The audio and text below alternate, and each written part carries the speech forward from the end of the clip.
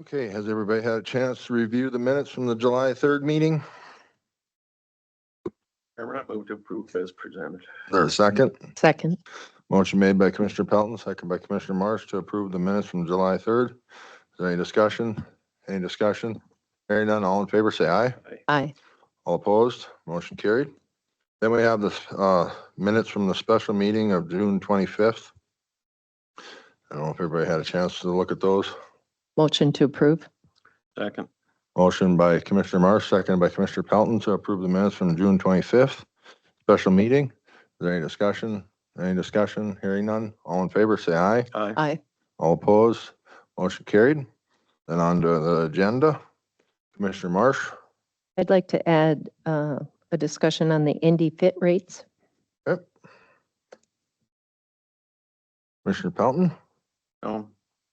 The only thing I have is on the agenda, planning and zoning budget swapped with veteran service budget for timing purposes.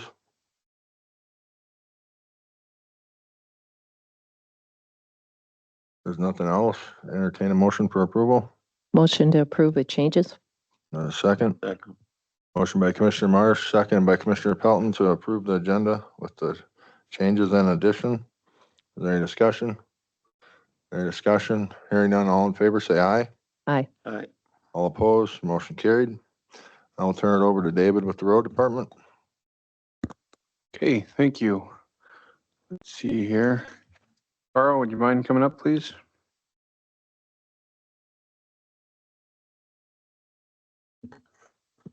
Morning. Morning. Morning. Be fairly brief for you guys today. I know you have a pretty full schedule by the looks of it. 92nd Avenue, we have completed the 404 permit for the project, just finalizing the plans and easement procurement for that project. 100th Avenue, we do have the permit for that project as well. We're working through final easement negotiations. And utility conflict resolution for oil and gas pipelines. I did meet with One Oak regarding their pipelines last week. We are working on a redesign in that area to avoid impact to their pipelines. I do anticipate getting that to bid soon and constructing in 2024. 12th Street, working on the 404 permit for that project. A couple lithic sites along there in relation to SHPO that we're working through. Same with 16th Street.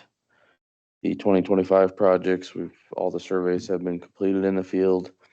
We do have a few of the wetland reports taken care of on those as well, and we have begun grading design on those. Golf course road for construction projects. We did have a bid opening in May. The pre-construction conference was held this Monday. Contractor schedule has them beginning work at the end of August, I think August 26th, and finishing the project at the completion date in early October. So, any questions? Nope. Okay. Thanks, Carl.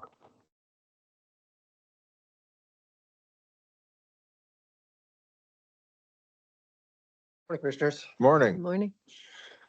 I also have a couple brief updates. We'll get right at it here. 2nd Street Northwest and 84th Avenue Northwest. The contractor continues working west on 2nd Street going east, and they're making good progress. And on that note, we have submitted pay request number 3 in the amount of $169,000.67 to bring before the commission, and we recommend approval. Mr. Chairman, I move that we pay request number 3 in the amount of $248,169.67 to Gray Tech. Tech. Yes. There's a second. Second. Motion made by Commissioner Pelton, second by Commissioner Marsh to approve pay estimate number 3 in the amount of $248,169.67 to Gray Tech Construction on 2nd Street Northwest, 84th Avenue Northwest. Any discussion? Any discussion? Hearing none, all in favor, say aye. Aye. Opposed? Motion carried.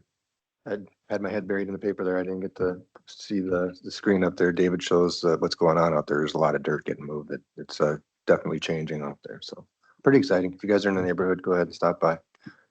On that note, we can move on, David, if you'd like. So 2024 projects, 117th Avenue Southwest. So last week we received that last easement that we were waiting for. I have given them to Sally here this morning, and we'll get all those easements filed. We have the bid opening at 10 a.m. Mountain Time today as well. I'll just keep on moving along. Go ahead and stop me at any time if you have anything to add. 14th Street Southwest, believe that we have all of the remaining right-of-ways secured for this project after this commission meeting. I just have to meet with another landowner, but I think we could all come to an agreement. On that note, then we're waiting for the core permit and an updated schedule for the box culvert. As soon as we get the core permit, we will advertise and have our bid opening once those items are received.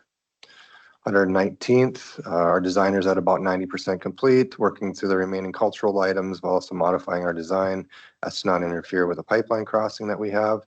Once those issues are resolved, we'll begin collecting the right-of-way. And then on 99th, we're still working on avoiding the significant cultural issues for that project as well. So any questions on 2024? Hearing none. Our next item then would be Manning. And so with Manning, I actually did speak with Holly here just a little bit ago too. And so compliance letters have been coming in to the water board confirming citizen cooperation regarding the needed right-of-way for the project. And we continue working with the water board on adding the infrastructure improvements to this project. And we have a meeting scheduled for next Wednesday with Southwest Water. Commissioner Marsh, was there anything you'd like to add on that? That's correct. As far as the letters, we have probably 80 to 85% of them back. So we're waiting on maybe 5. So we hope to get those by the end of this week. Very good. Yeah, we'll continue moving forward on that. So anybody else have any questions? Okay, hearing none. Again, so for the 2025 projects, updates haven't really changed on those. We have all permissions for all the 3 projects that we have on 2025. I guess a couple things have changed. 101st, I believe, or no, on 7th Street. 7th Street is all finished surveying, so we're just waiting for the wetland and cultural to get out there. Beaver Creek is on board to do that stuff, but they're putting that in their schedule. 3rd Street, we're finishing up a little bit of survey on that, and then Beaver Creek will be out there for that too. So any questions on those? Those are gonna be, it's the same street, but you're just gonna break it into 2 projects? That's how we were Yep. awarded it, so yes, sir. Any questions on, or further questions? Sorry, Mr. Chairman. Okay, hearing none, I believe that's all I have unless you have anything further of me until 10 o'clock. Thank you. Thank you all. Thanks. Mr. Catamus doesn't have any updates past the last one, so still going strong there. If there's any questions with his, we'll just move along to Jeremy.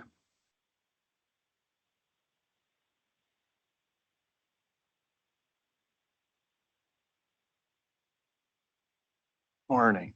Morning. Got a few updates, mostly pay estimates from construction projects. Probably starting, first update would be on 108M, west of Killdeer, south of Spring Creek Road. Don't have a pay estimate. That's a DOT project. That must be the site itself, David. You Oh. must have taken that. That's a camera I got out there. This is live feed. Yeah, it's a live feed. No, just kidding. But that's a DOT project, so everything is paid through the DOT and then make a reimbursement if needed. But if I remember right, that was 100% state aid, so there really is no local cost share. But that's all administratively handled by the DOT. They're setting the box culvert. They should finish either today or tomorrow, so they're making progress. Hopefully by the end of the month, it's mostly done, I would think. So it's kicked off anyway. First pay estimate I have is for 25th Street. which is from 111th to Highway 22. The project's being built by Wilson Construction. It is the first pay estimate. The amount is $108,369.83, which we are recommending payment in that amount to Wilson Construction. Mr. Chairman, I move that we pay request number one, in the amount of $108,369.83 to Wilson Construction.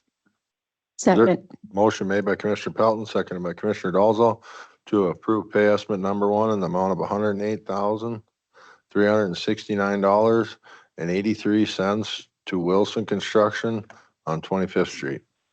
Is there any discussion? Any discussion? Hearing none, roll call vote. Commissioner Marsh? Yes. Commissioner Dalzell? Yes. Commissioner Pelton? Commissioner Beener? Yes, motion carried. Just a brief update. That project's about 2 miles long and there's close to a mile that's roughly graded out. So they're actually making pretty good progress for being out there only about a week and a couple days. So it's going fairly well.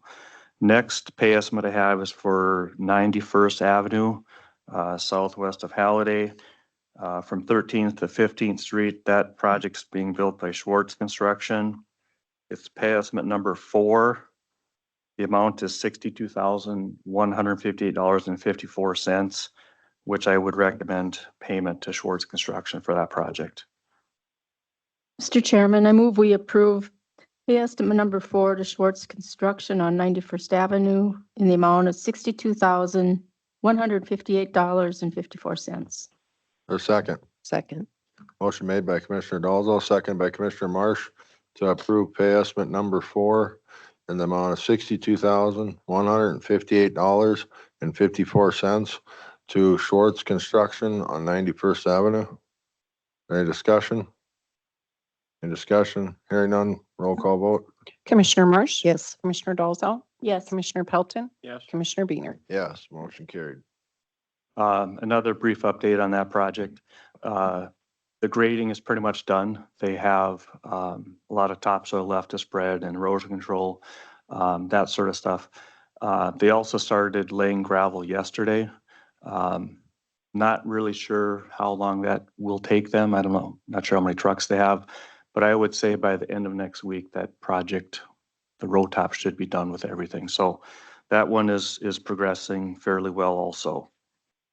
Another pay estimate I have is on 110th Avenue. This is from First Street Southwest north, 1.5 miles. It's being built by Jensen Brothers Construction. It is pay estimate number 2. The amount is $198,533.55, which we are recommending payment for that project. Mr. Chairman, I move that we pay request number 2 in the amount of $198,533.55 to Jensen Brothers. Hey, is there a second? Second. Motion made by Commissioner Pelton, seconded by Commissioner Marsh to approve pay estimate number 2 in the amount of $198,533.55 to Jensen Brothers Construction on 110th Avenue from First North, 1.5 miles. Is there any discussion? Any discussion? Hearing none, roll call. Commissioner Marsh? Yes. Commissioner Dalzell? Yes. Commissioner Pelton? Yes. Commissioner Beener? Yes, motion carried. One little update on our design projects. We have a bid opening at, I believe it's 10:05 this morning for 114th Avenue and 5th Street Northwest. That's the area from the Gap going west about 4 miles and then 1 mile south. It's adding gravel and also stabilizing the gravel or the base. So that bid opening is today. Our estimate is a little over $1 million. I will say that was a little more difficult to estimate just because it's kind of a maybe a little unusual type of project that haven't really done before. It's graveling and base stabilization. So hope our number is high, obviously, but I guess we'll see in about 45 minutes or so. Some of the other design projects, I don't have a whole lot of new updates on that. Getting easements on various different projects, but we're a couple easements away in some of the other projects. I think that's really about it for updates that I have. Any questions? Oh, we're Thank good. you very much. Okay, Thanks, Jeremy. thanks. Oh, there is one project that I would like to add this year to bring up now, I guess. What we're looking at here is an overview of Dunn Center basically there. So this is a forbidden highway. 98th is highlighted in red right there. When we were chip sealing or crack sealing, excuse me, this year, we noticed that on the north side of Dunn Center, we kind of need to do a mill and overlay on that. It's kind of getting really dry and cracking really bad. There's one soft spot that needs repaired in there. In the meantime, I was hoping we could take care of that by a mill and overlay and then look into a little bit more 98th while we're there. I would like to get something done so that we can build that up and not have to restrict it during the frost laws. Remember, there's a lot of activity going on up there, and there's really no way for them to get up there except for use that little stretch of 98th. So I figured while we were in there doing that, we would mill just kind of up around the corner and then fix 98th, whether we're going to do some testing, I believe, see kind of what we need for a structure and get that 98th built up while we're at it. So just if there's any objections or whatever, let me know. If not, we'll continue ahead with that That's a project. project that you could get done this year.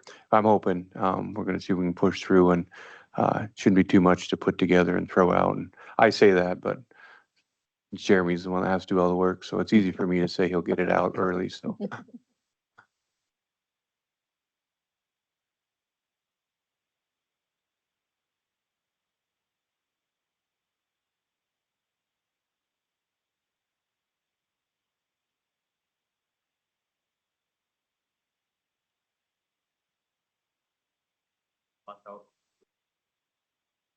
Anytime we can do that, nice thing about that project, there's no more. So should go fairly quick. That being said, we're probably looking at.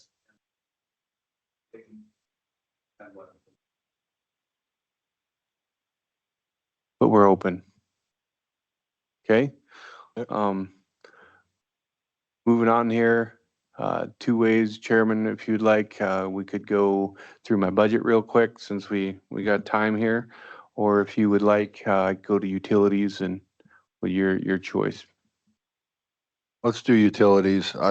If Rough Riders here, we can do that and the Yep. other utilities, and then we could, if there's time, we can do that. Sounds good. Well, if you don't mind, I'll go through my utilities first, and then Rough Rider can come up and Yep. and give their 20-minute speech, and then we'll take them all at once. What was it, 20 or 25? I can't remember. Oh, 18-minute speech then. Gotcha. Let me get out of here real quick. Stop sharing my screen. You have to give me 1 minute here. Okay, there we go. As we're looking up there, kind of Lori's got us up on the top. So let's go through the first one. Is a Tesoro High Plains pipeline. It's going through on 97th Northwest up there and 96th Avenue. It's like I said, their pipeline's going through kind of up by Second Street Southwest. So 2nd and 97th in that area, they're going through there. Bridger Pipeline, they got a 6-inch steel. It's kind of going on 114th Avenue, much like the one last meeting we had, kind of in the same place over by Hoots is over there. So that's that one. Rough Rider, they're going to talk about theirs. My last one here is Mr. Kling. He's got just a water line, a tap going out to his pasture, going under 104th. So I would recommend approval of those. I guess, like I said, we can approve them all or wait until Rough Rider. That's up to you. But Joe, if you wouldn't mind coming up. Yeah.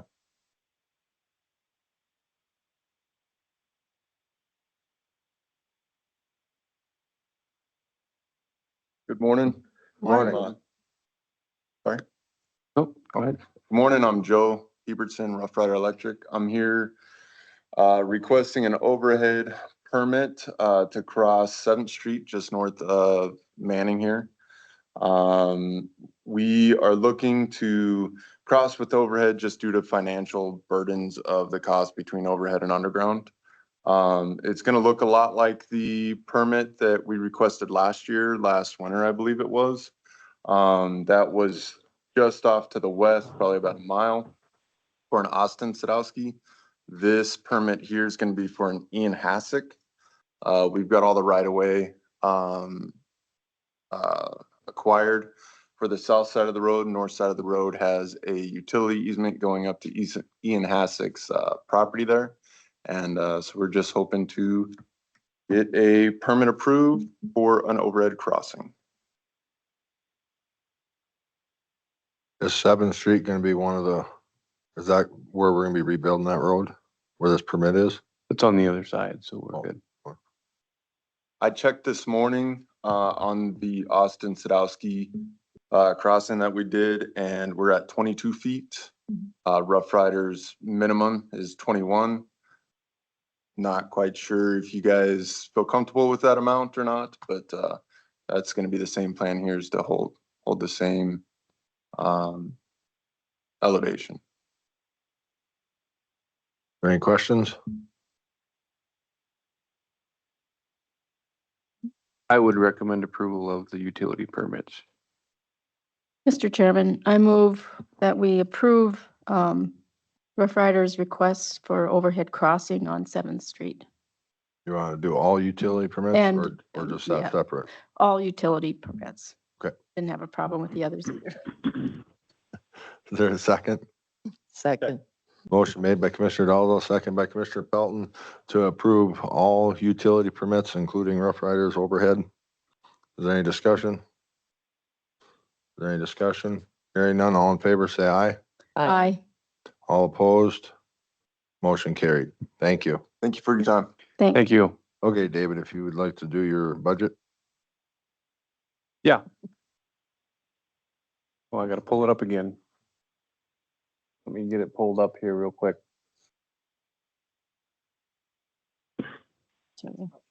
Yeah. That's in the packet. Everybody got Page. Log in. first page? Yeah. Oh, first page. Oh, Somebody got mad at Okay. the paperwork, man.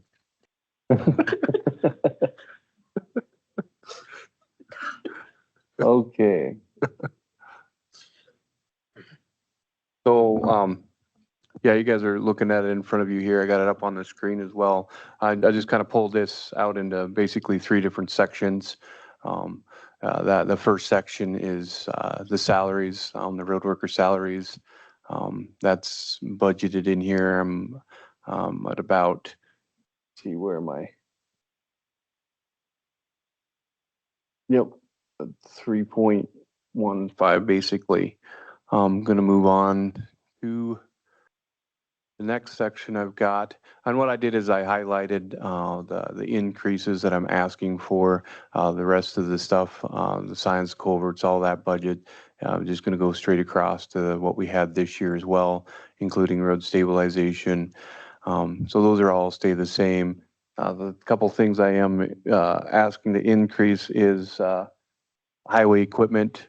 Equipment's for some reason it's not going down, it's significantly increasing, so it's kind of getting a little more difficult to keep our rotations in. So I was going to ask for, instead of 2, about 2.5 on the equipment. Small projects, we've been hitting them pretty good last year and this year. I think I want to keep that going and actually increase it a little bit. We got a scraper and a dozer now, so we've kind of increased actually the number of projects we're doing every year. So that's the reason for that increase on that one. Federal aid match on here, as you can see, it's quite a bit. That's in anticipation for them actually doing the Little Missouri road slide down there. Last meeting I had, they had all their testing done, so they were formulating a plan. They come up with a lot of different plans, but I asked them to actually narrow it down and then come back again. So that's where they're at. They're still formulating a plan. This won't get bid till late this year and then done next year, hopefully. So that's where that money comes in for that specific project. That'll be just part of, that's the match that we have to pay in. That's the match. Like I said, that the DOT has a lot of input in that too. It's a lot of their funding as well. So that exact number, I'm not certain of. I just kind of put that in for now. Like I said, they have a lot of say in what they're willing to do too. So we'll see where that goes, what actually plan they come up with, and that'll dictate about how much it's going to be. So again, there's 2 slides down there we're trying to get repaired. Okay. There's no more questions going on, like our travel and the water, telephone, leaving that all pretty much the same. We're coming in pretty good there. The county shop maintenance, dropped that from 100,000 to 50. And that's due to Will kind of taking over quite a bit of that stuff. So instead of both of us have that in our budget, I dropped that because he's been taking care of that. So you might see an increase in his on that one. And then moving down to the next thing would be the shop supplies. Kind of increase that a little bit.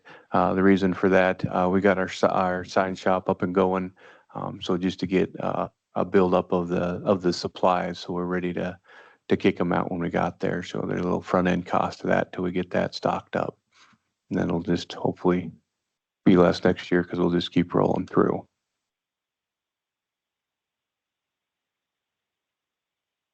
Do I have any questions on that? Okay, I'll move on to the last little section I broke out here, which is the road projects themselves. As you can see, we have quite a bit of carryover. I wasn't going to talk about too many of those. We'll carry those over. I just wanted to kind of point out the new ones that we'll have coming on. We were fortunate enough to actually get a 2025 project done this year. That's 25th. Well, it's going now. It'll be done. So I'm glad for that. But there's several of them up there. If you remember, they'll be thrown on to the 2025. Engineers kind of briefly discuss them every once in a while. I just want to point out there's 2 bridges on that list, 113th and 104th too. I kind of split this, but together it's going to be like a together thing. But I just split them in half just for budget number purposes. So one will be a little more than the other, but put them together, they'll be the same. That's how that works. Just to let you know, it's split them in half. Any specific questions on the projects? And then Sally said she's going to do her magic and do all of her stuff, and we'll get that budget going and put that in for you here in a bit. So. Can Yes, you ma'am. share that document with us? No, Yeah. I mean, The projects, the whole Yeah. list? Yeah. for, just send it to Later, yeah.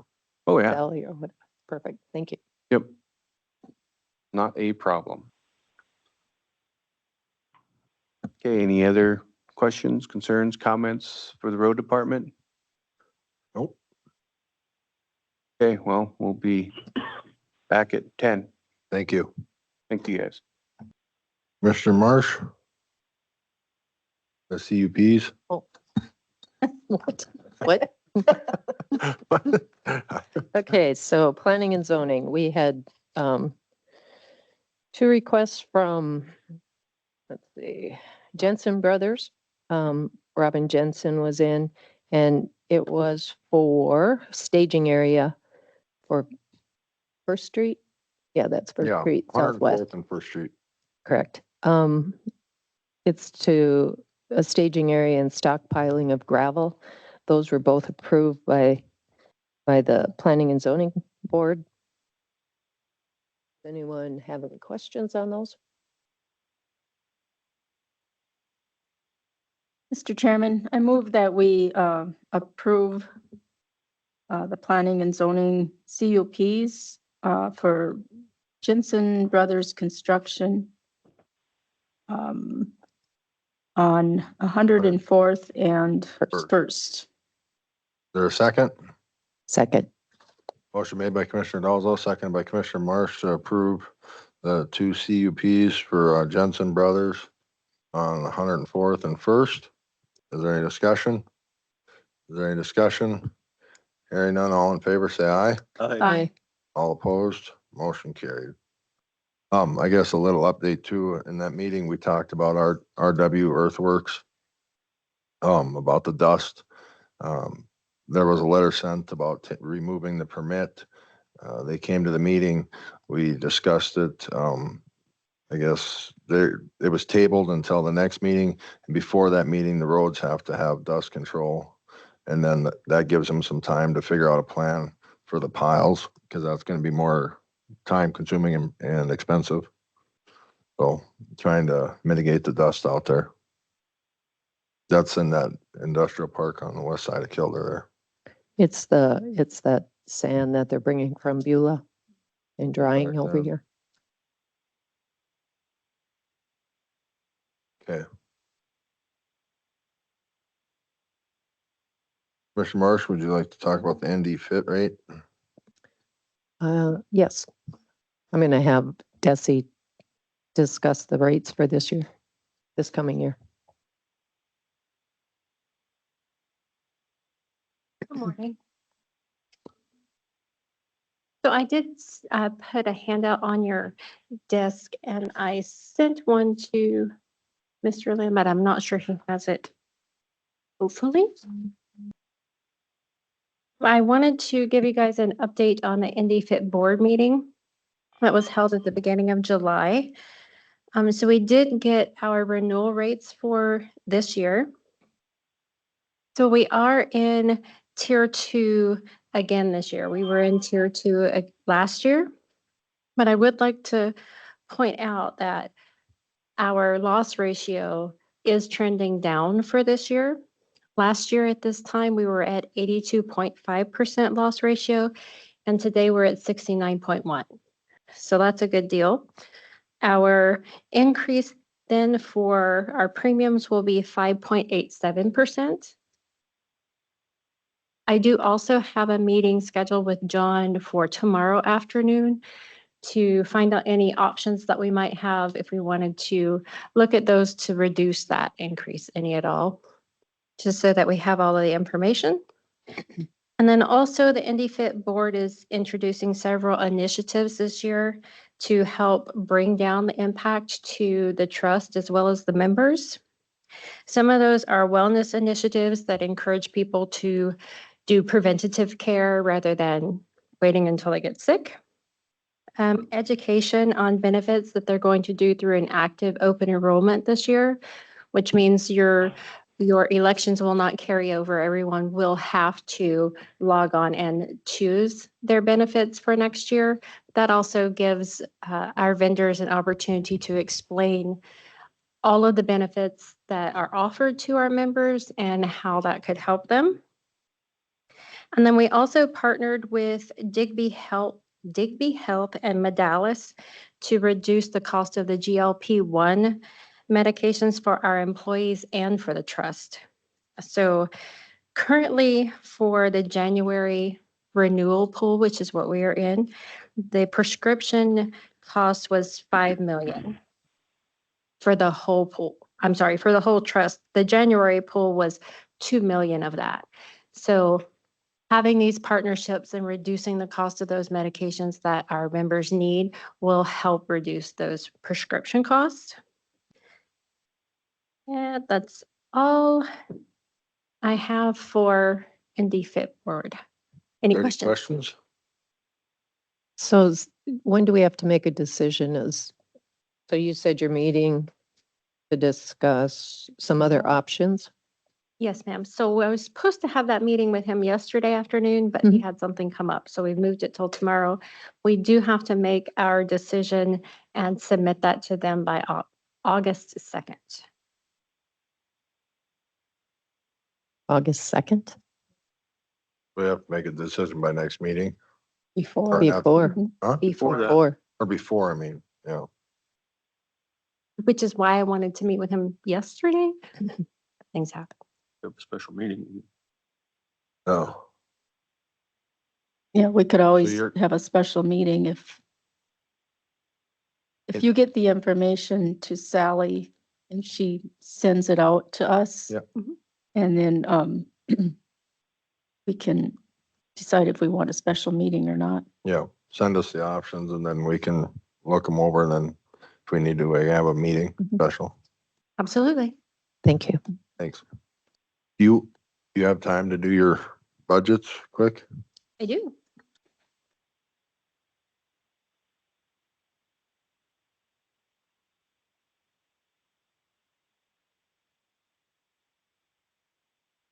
I think that they start with the human resources budget. Can you speak into the mic? Thank you. I will go ahead and start with the HR budget. I hope that's the one that you guys have up and ready. Starting with salaries, so I used the recommended increase from the auditor's office to determine that.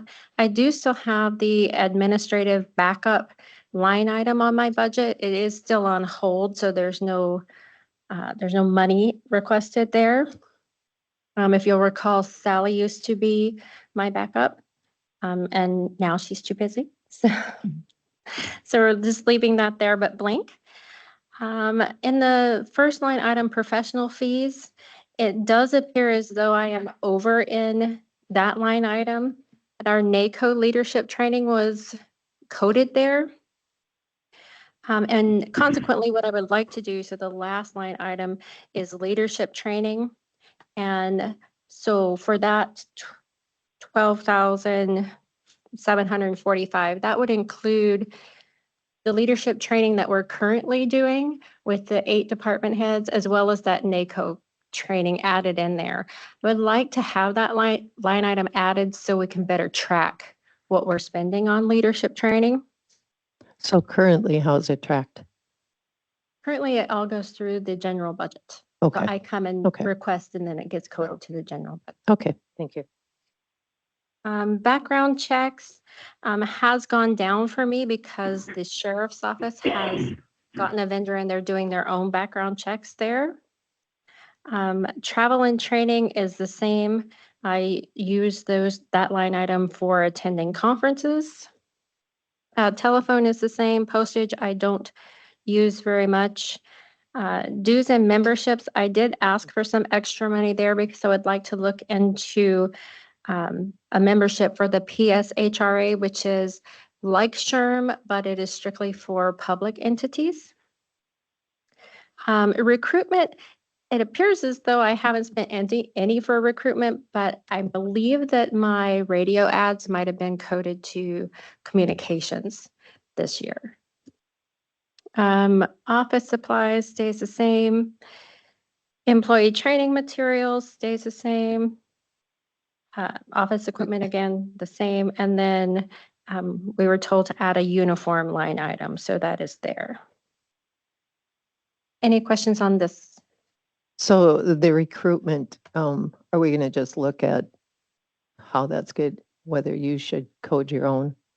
Right. Okay. Thank you for Okay. that. Moving on to risk manager. I don't think, I'm just going over quickly. The only thing that I increased on this budget from last year is the drug screenings, and that's because our fees increased there.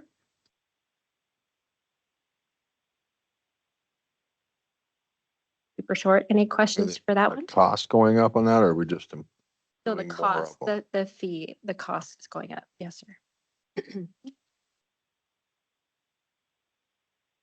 All right, and then the last one I have is the health officer.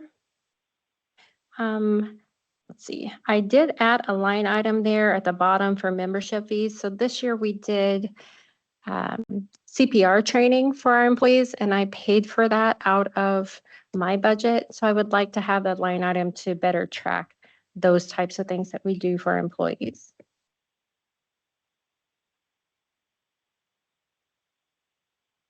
it was coded to employee training materials and events. That's where the CPR training was coded. So what is the budget amount for members? For the memberships, it would be the 250. The fee for those CPR cards was not extensive, but we did get, first aid kits to raffle off to those people who attended the CPR training. So there was some added cost there. We need to add $250 to the membership fees. Correct, that's what I'm asking for. That Okay. Any questions?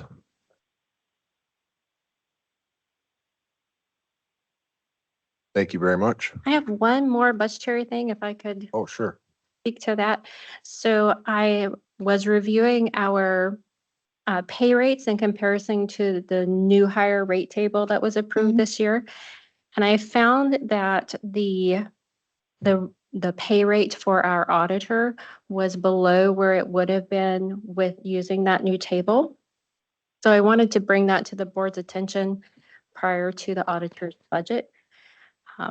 If we were to look at that rate table, the indicated rate would be $45.73 per hour. It's a salaried position, but we usually break it down per hour for our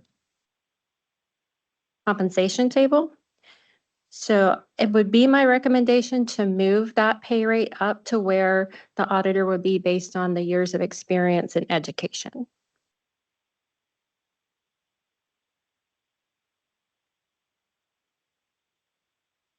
What category is that gonna go to? Oh, well, that would be on the auditor's budget. Yep, I mean, what, going from where it's at now to the next category? What class would that be in? Well, it's the same class. It's just a different rate of pay. Based Oh, on- inside that. Oh, Right, yes, sir.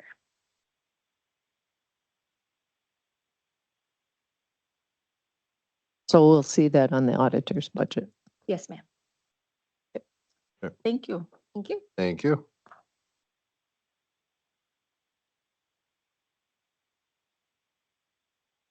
Okay, we'll take our 10-minute break.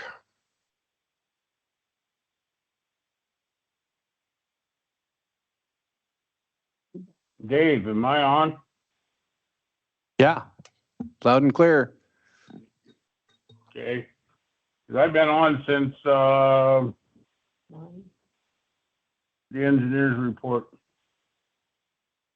Oh, Should have announced it. I didn't know that. Sorry. Welcome. No, I've been just quiet listening back here.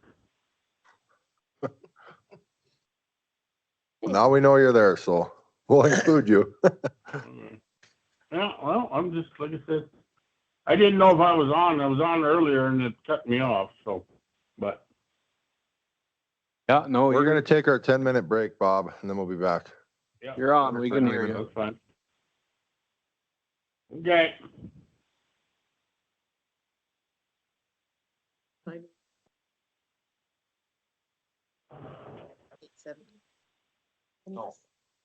I hate to see, this. Oh, we're really fortunate.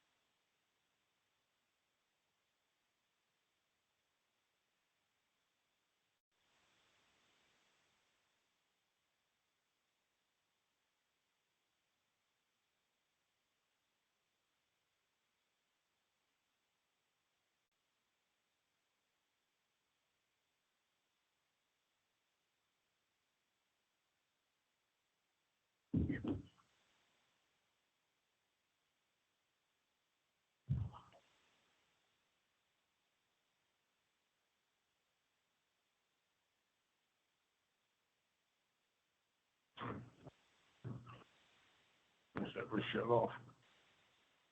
Steve must have it shut off. Right.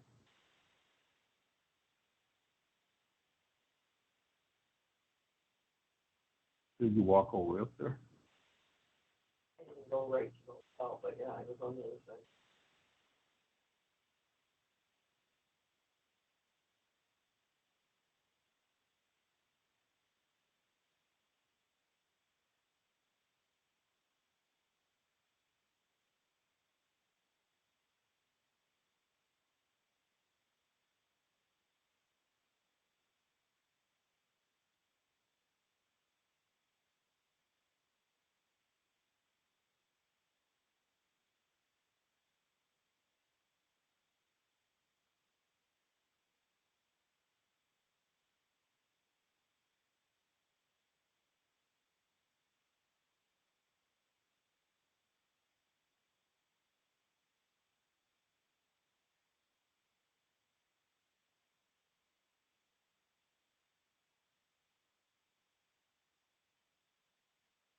Bay and Hayden were 776.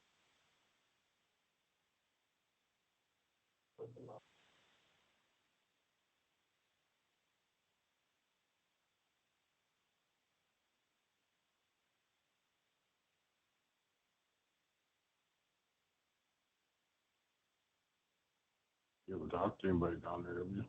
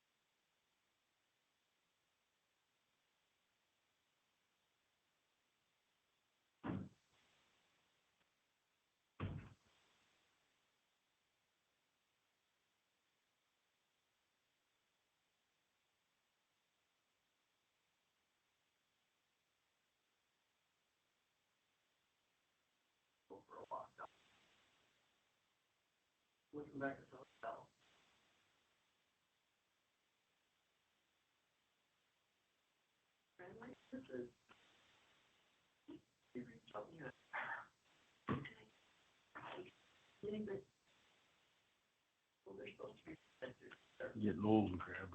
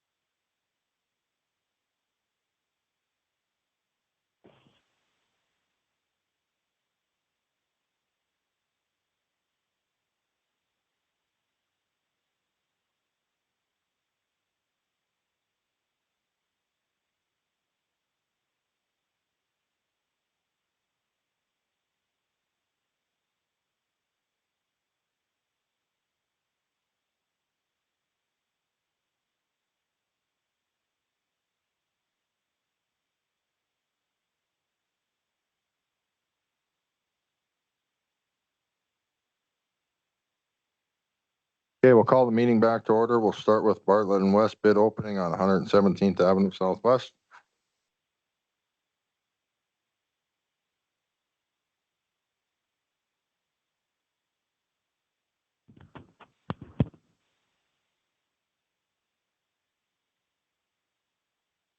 Okay. CSI, 802,000. Five? Yeah. $530.67. DSI, $802,530.67.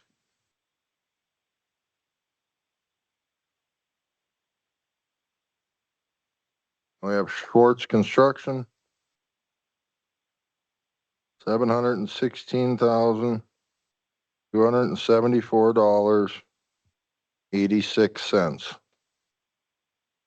Schwartz Construction, $716,274.86.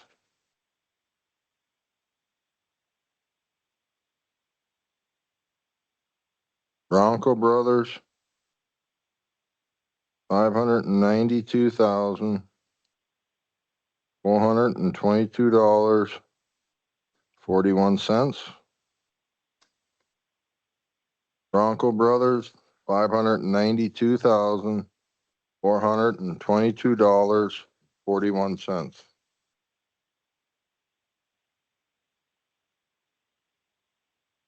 Martin Construction, $730,648.63. Martin Construction, $730,648.63. Thank you very much.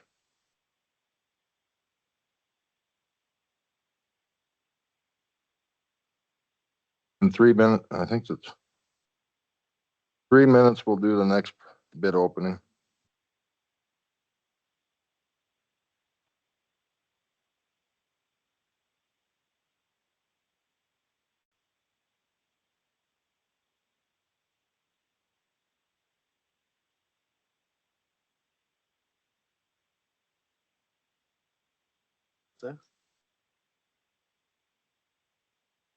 Bob.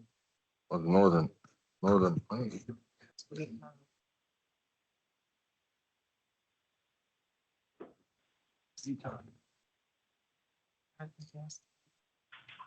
Fucking read my writing.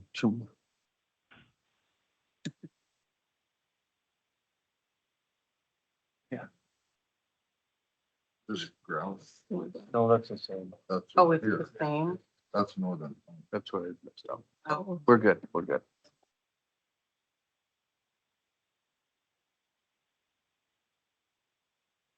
No, that's fine. Kind of my mistake. That's all right here. Yeah. Yeah, that's what this is. That's the whole thing.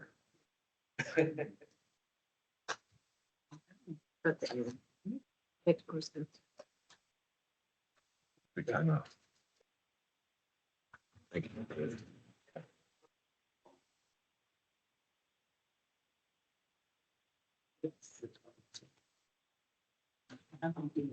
at you trying to do something for them.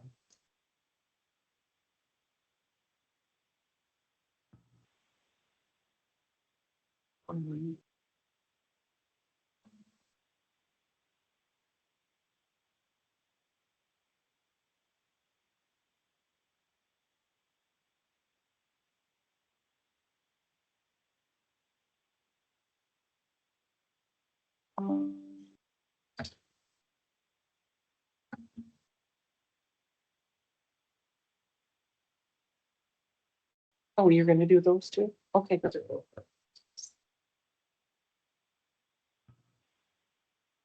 Or you can.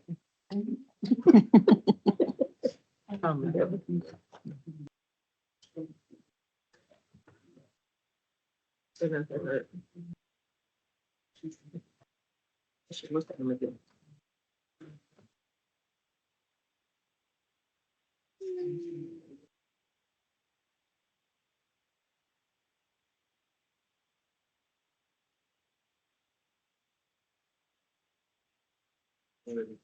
Okay.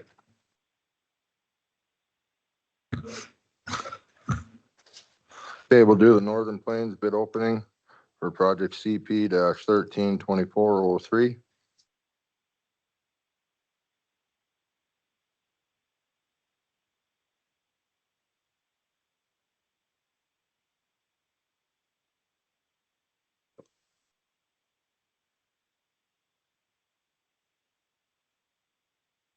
Okay, CSI.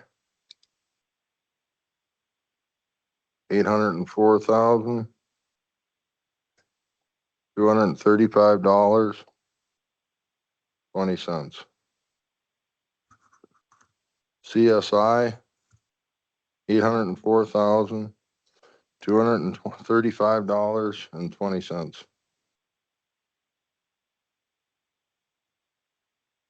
Bronco Brothers, $729,988.86. Bronco Brothers, $729,988.86. Thank you very much.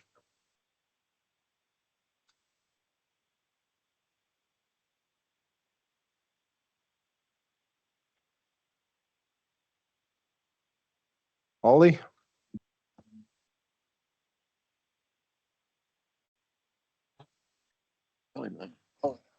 Morning, Commissioners. Morning. Okay, as, sure if that'll be up there yet.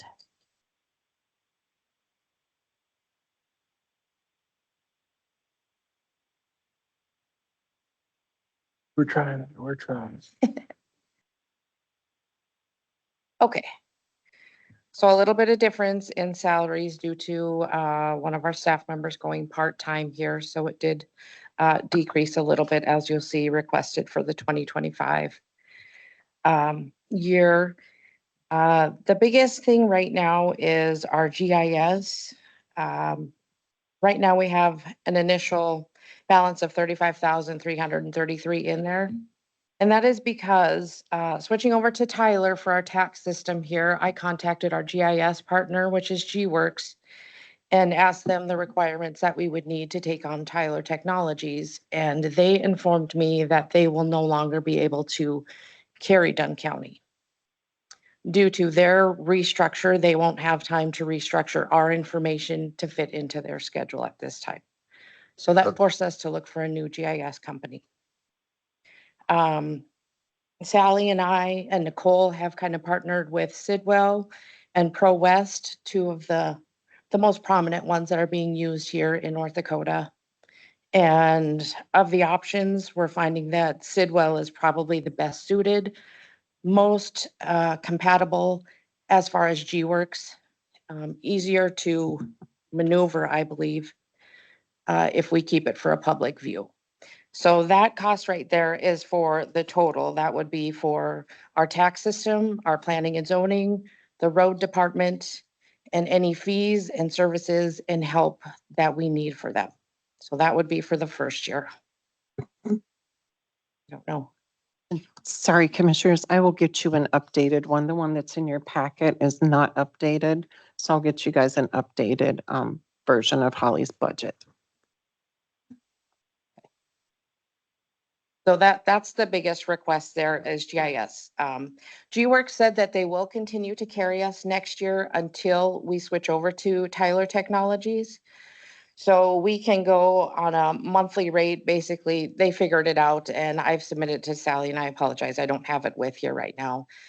It's compatible to what we have in the years previous, just prorated per a monthly rate there. And then we would be forced to either take on a new GIS partner, and these were the options. We did look through Pro West.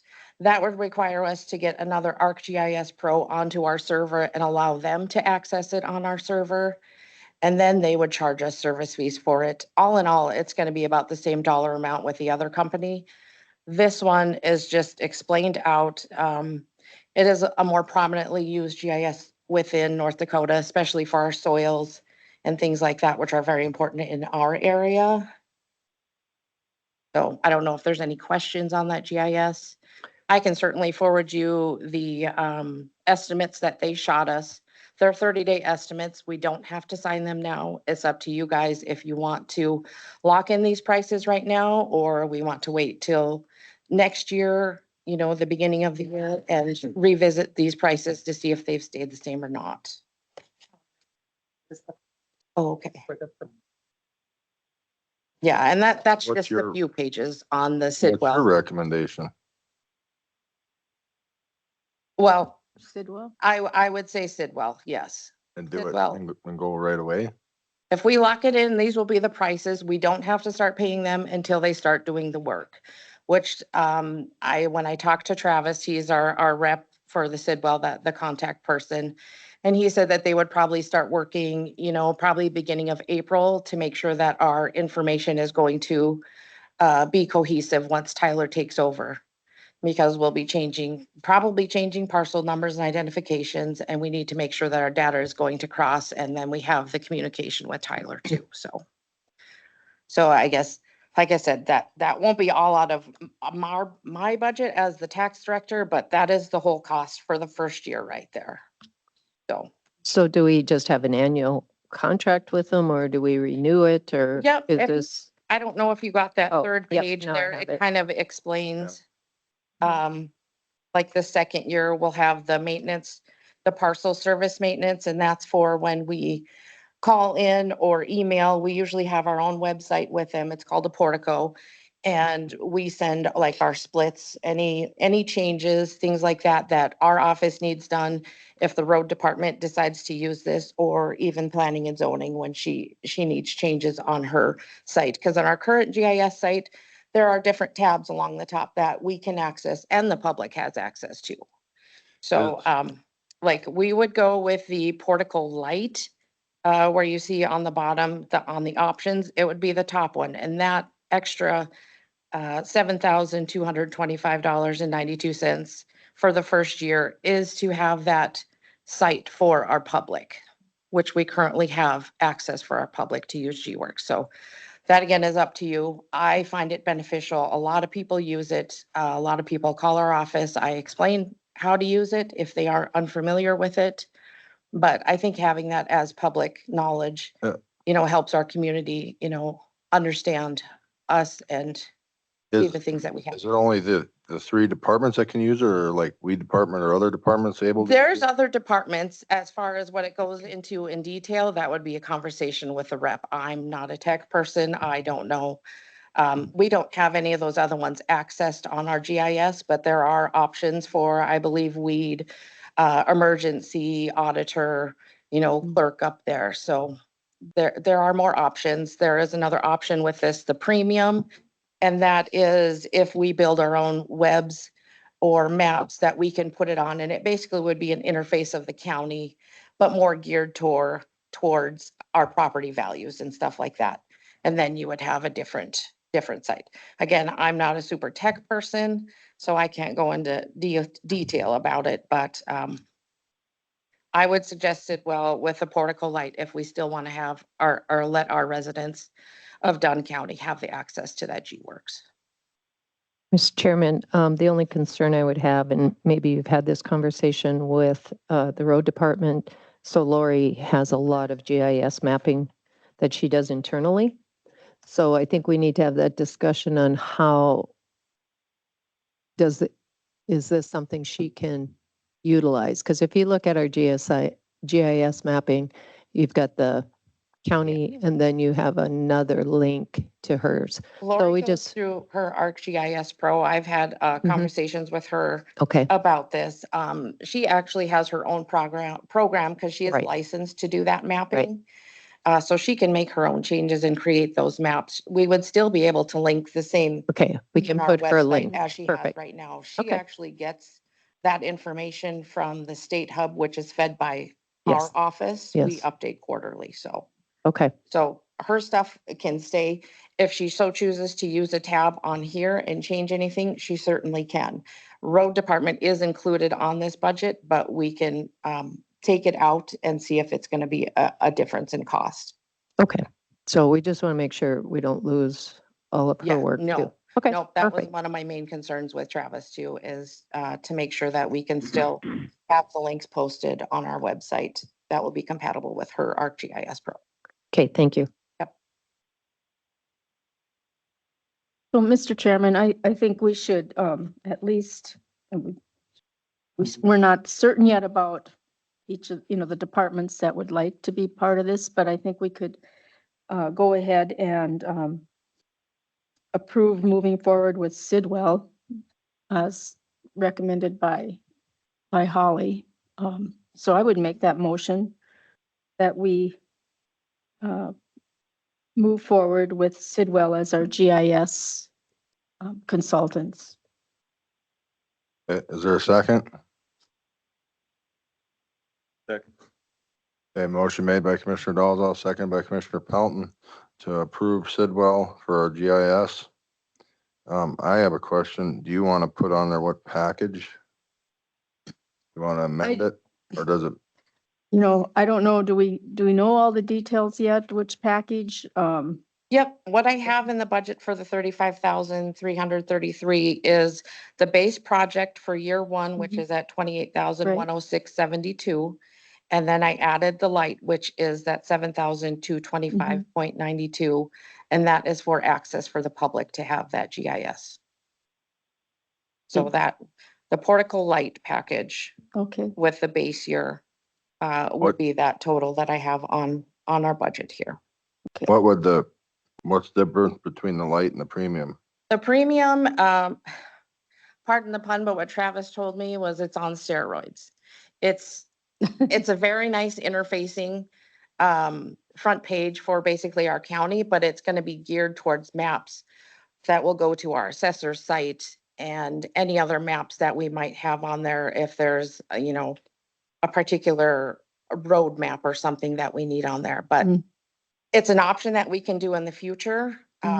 Right now, I'm not a very tech savvy person when it comes to making websites and things like Oh. that. Yeah. And if we want to look into that and Lori wants to jump in and we can go through this and see if maybe we can combine something in the future. It's an option that we can do in the future, Okay. but I'm just keeping the access for the public. so, yeah, I would add to my motion that we go with the base project costs and the portico light for the 35,000 some dollar. 333. Okay. Is there any more discussion? I just want to make a comment. Chairman? So Oh, and Bob is there. Yeah. Bob, go ahead. Commissioner Kleeman? Does this include, should we wait and find out if, like, planning and zoning and them want to get on this? Is that gonna cost us more or not? This includes the tax department, the road department, and planning and zoning. Okay, it does, I okay. did talk to Sarah at Emergency Services, and what's on the Emergency Services tab are our school zones, our fire zones, and our ambulance zones. Those I expressed to Travis to have added into either the planning and zoning tab or Mhm.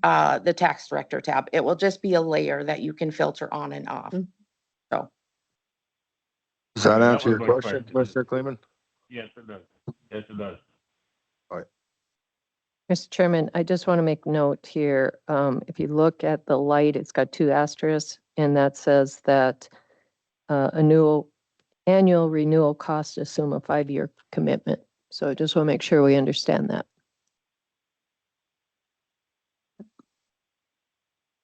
Not that I have an issue, I just want to make sure everybody understands there is a commitment to this. Is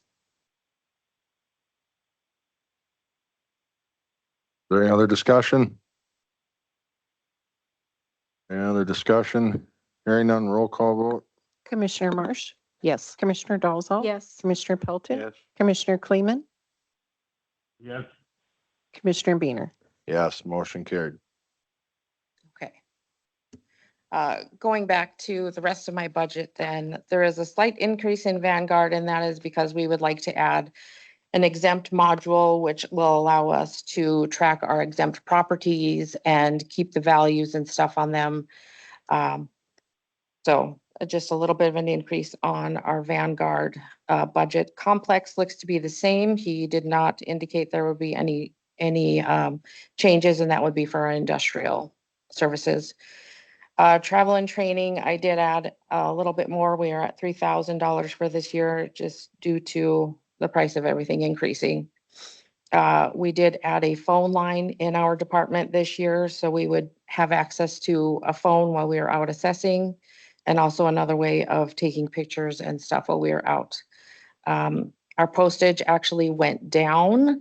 Last year, we were under the impression that legislature was going to pass a law that we would have to send our notices of increase certified, but that did not go through. So I dropped it down to $800. Dues and memberships went up just a little bit from last year. Our IAAO is now at $240 per person. And the other one, our NDAAO is at $50.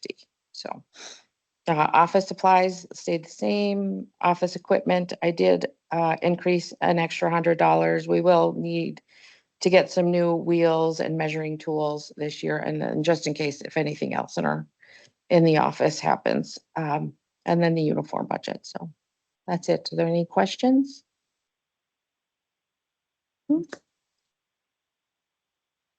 I don't. Thank you very much, Holly. Thanks, You're welcome. Holly. Sheriff Kuhn? Oh, yes, Darren, sorry.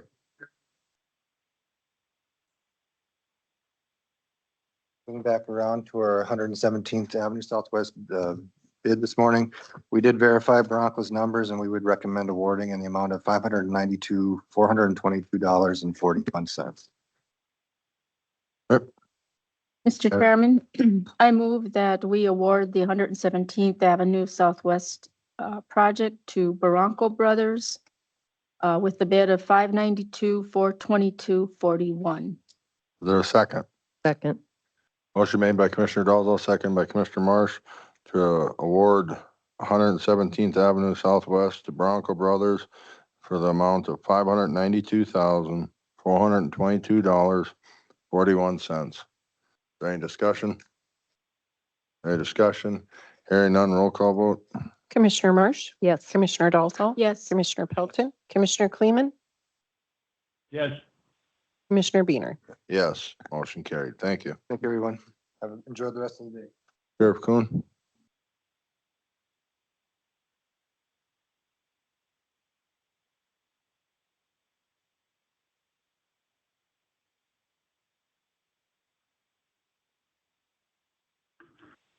Morning.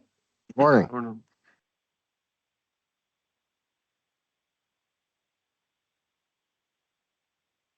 All right, so for salaries, we just went with the auditor's recommendations, nothing different there. Overtime budget estimate, we put in at 150,000. The only other changes that we had was the K-9 medical and food went up 500. Travel, we added 5,000 just because of the increased costs with everything. Dues and membership, we raised by 1,000. Vehicle and gas, $9,500 increase.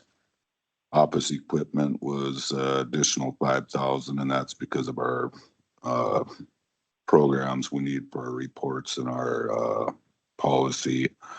And then that radio line item, that was the siren program. I purchased half of our handheld radios already.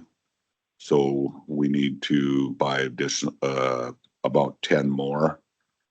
And they're around $3,500 a piece. And then there's a $1,500 state reimbursement on those. So, but we more than likely will have to change our base radio too. So that's going to cost us. I'm not sure what the price is on that, but that'll be a little additional cost. So it shouldn't be any more than that 35,000. And I'll try to purchase some more out of my budget this year if I have some extra money. But so basically we increased our budget by about 21,000, and then the addition, well, 35,000 was for the radios. So that's where we're at.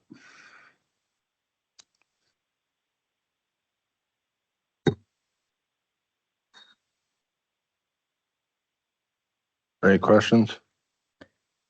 Sheriff Kuhn, as far as vehicles for next year, how many replacement Oh, are sorry, you looking at? I missed that. So vehicles, we budgeted for 6 or asking for 6 vehicles this year. Our issues are still, they're a year out. So we ordered 3 last year. We still don't have those. We're still waiting on the ones from 2 years ago, a couple of them.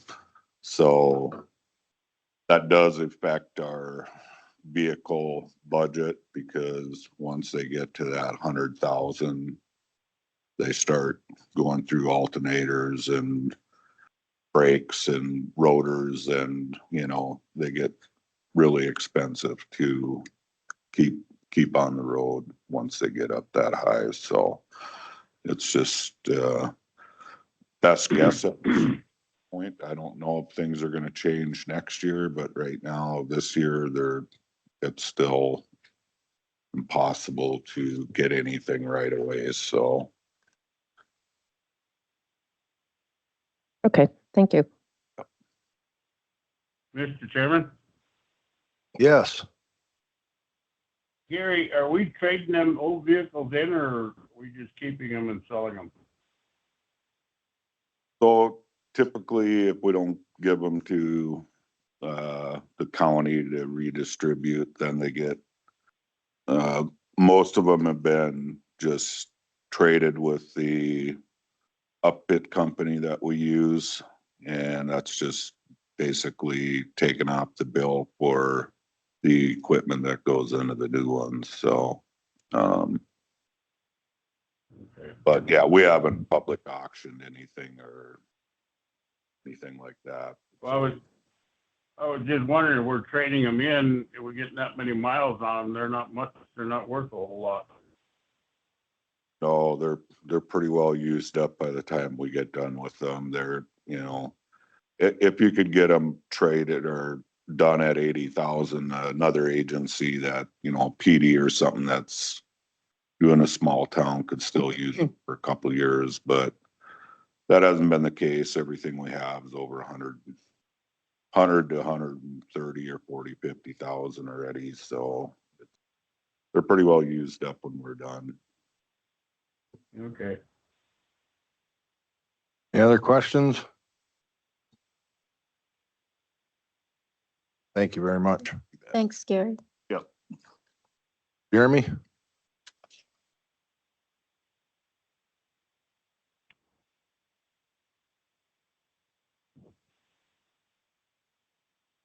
So we tabulated the bids. And the low bid submitted by Bronco Brothers at $729,988.86 was deemed to be correct with no math errors. So I would recommend awarding to Bronco Brothers. It's under our estimate. Sometimes a little nervous when there's only two bids, but both bids were under the estimate, so I would recommend awarding to Bronco Brothers. Chairman, I'd move that we award the graveling and treated aggregate base bid to Bronco Brothers for $729,988.86. There's a second. Second. Motion made by Commissioner Pelton, seconded by Commissioner Dalzo to award graveling and aggregate base to Bronco Brothers for $729,988.86. Is there any discussion? Mr. Chairman, Jeremy, what road is this? It is two roads. It's 5th Street Northwest and 114th Avenue Northwest. Okay, thank you.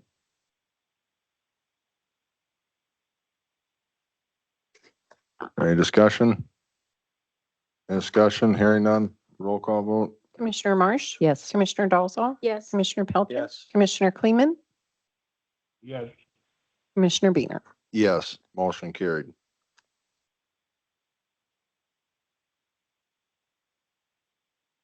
Okay. Sally, can you do the via? Oh, yeah. Hi, sorry.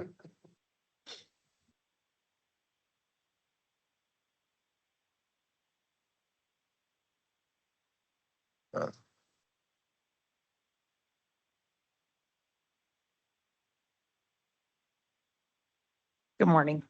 Morning. Morning. So my budget's a little bit smaller than most of them. So, we just did a typical increase for salary under dues and memberships. I'm requesting $150 again. in the 2023 actual, it was higher than that. And I suspect some of my training and travel money ended up in there inadvertently. So there's not a lot of changes, just a couple slight increases to the tech contract, the postage, things like that. Advertising, I haven't used advertising for a couple years, simply because advertising has become much more complicated. The paper doesn't reach very many people. Most people aren't listening to the local stations on the radio anymore. So I haven't done a lot of advertising, but I'd like to still keep it in the budget just for, in case there's something that comes up.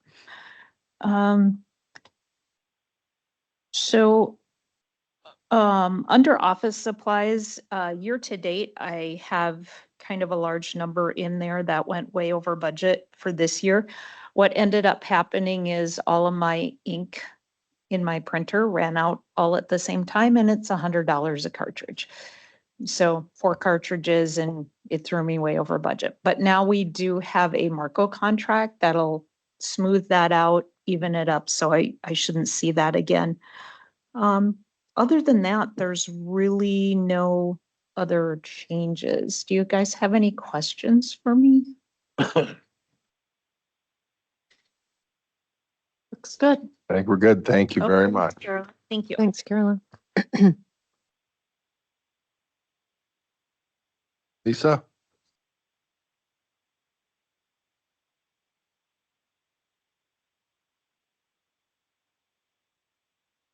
Good morning, Chairman. Morning. Good morning. Commissioners.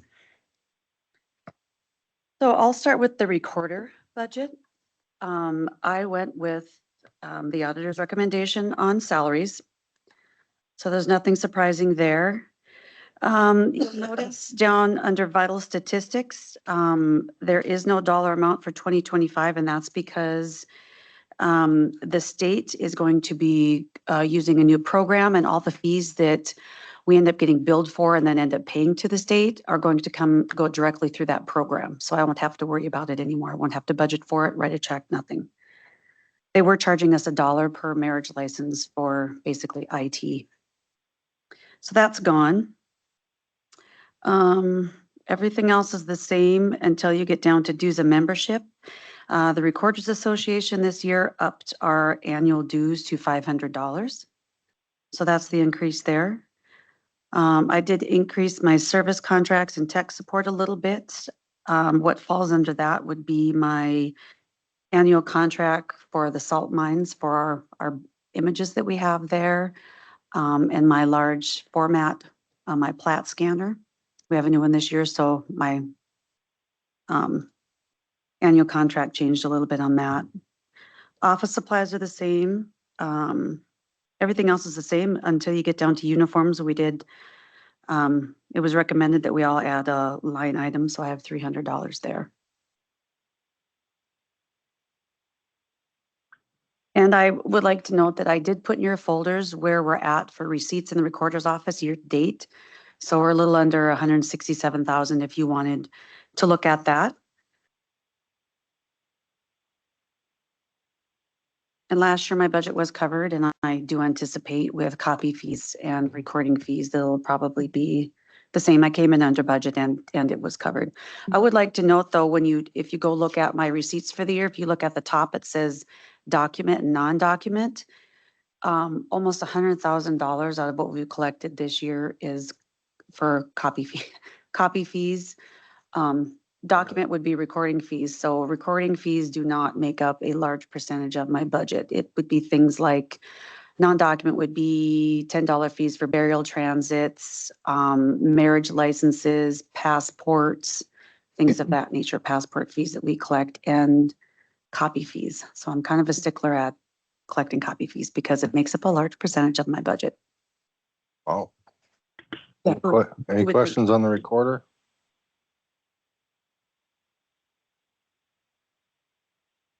If you want to switch to the clerk of courts budget, again, salaries were based on the auditor's recommendation. I I did drop down jury expenses a bit because we have not been having the amount of jury expenses. Or trials, I should say. So that has dropped down. And everything else is going to be the same except for a line item for uniforms. I would like to note that we did enter into a funding agreement with the Supreme Court. And starting August 1st, so the next biennium, 2025 to 2027 biennium, which starts August 1st, the clerk of court's office will be funded $20,650 a month to perform district court services, and that tallies up to $247,800 a year. So that more than covers the budget, plus some. And earlier in the year, I did not put case stats in your folder. I did come this spring to show you case stats, but if you wanted a refresher, I can surely get that in your folder again so you can see what comes through my office. That'd be great. Okay, and that report does not include the cases that were reopened, so Right. please keep that. Okay. I'll put that in your folders. Do you have any questions for me? I do. So this Supreme Court piece, does that add more work to your workload, or is that just The they're Supreme Court. paying? You No, said that that is they're just- going to pay. I'm sorry, say that again. You said that the Supreme Court is going to pay what, 20,000 Yep. monthly? $20,650 a month starting August 1st.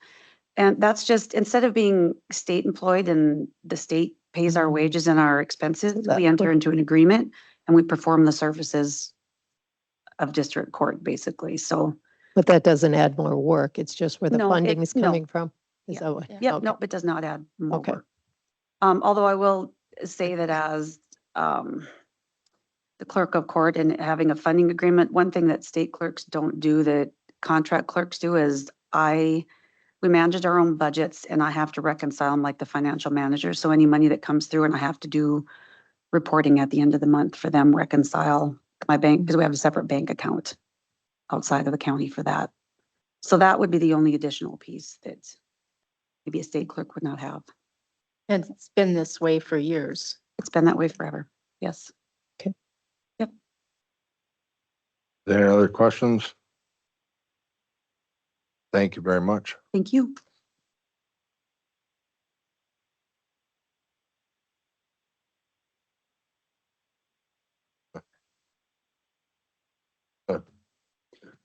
Mr. Marsh, planning and zoning. Okay. So Sandy's at a conference, so I told her I would present the planning budget. Ooh, I gotta kind of look through here real quick. We actually decreased the total budget. I'm trying to look to see where the changes are here.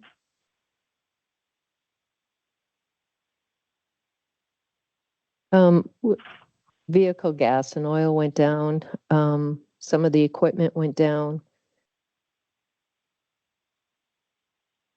Kept travel and training the same. She's going to attend some conferences this year. Board meeting travel, that went down.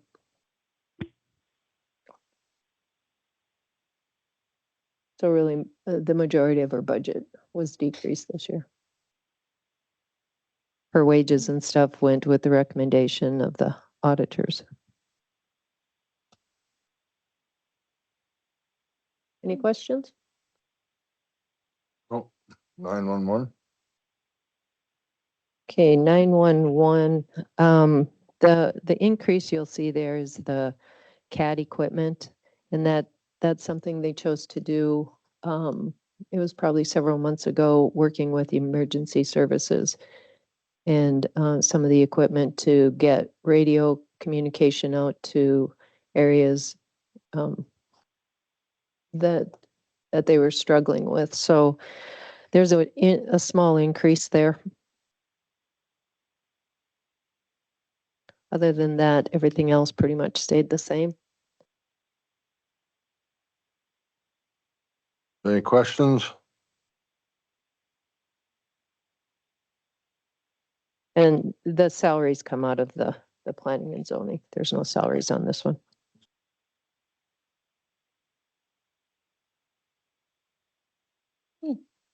Thanks. You want Are you gonna go through the 911? Yep, I can do that one right away also. So Indy State Radio, there'll be an increase in the cost there. So that's what you're saying there. Siren, again, kind of waiting for what that, whether or not we'll do all the radios this next year. Yep. That seems to be a continuous question.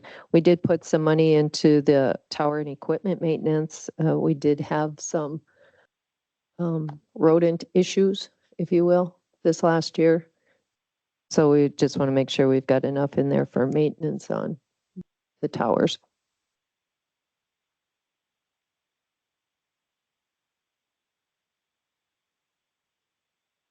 Any questions on that one? Thank you very much. Yep.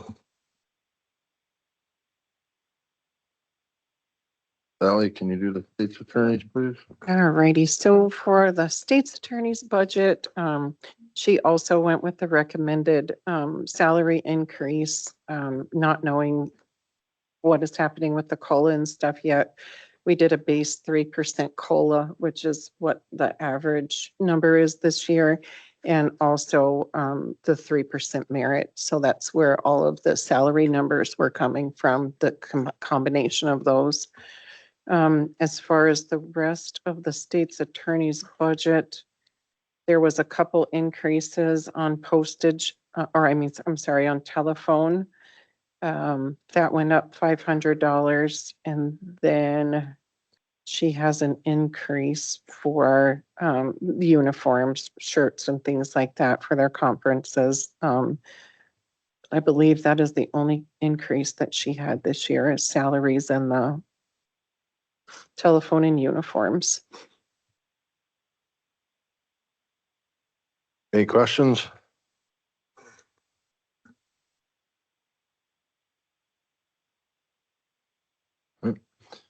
I don't know if Will's here for buildings and grounds. We could wait on that one. Wait on that one if he If- doesn't yeah. come, I can. Yeah, and then, Mr. Marsh, could you do communications, please? Or were you present? Okay. Should be right. So communications also, as far as salary, was the recommendation of the auditor. Professional fees stayed the same. Pretty much everything here also stayed the same. Dues went up 150. Most of the money is in marketing and publishing. So any of the flyers that get created, that's where this all comes out of. And most of that is actually just printing out of our office. Office supplies, there was a little bit of increase there. And that's pretty much it. So most of it's going into marketing and publishing. Do you know what the miscellaneous is? No, and that's Or kind of what it breaks down? what we talked. I don't have that, but what we did talk about was going forward that those need to go in one of the other categories and not use miscellaneous. So we'll just pay closer attention to that. Last year, there was $310. For this year to date. Sorry, year to date.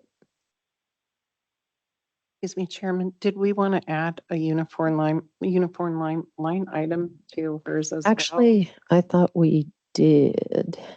Miscellaneous. Yeah. Yeah, we'll just add that. Yeah. Yep. The 125. Yes. For one person. Okay. Okay, good.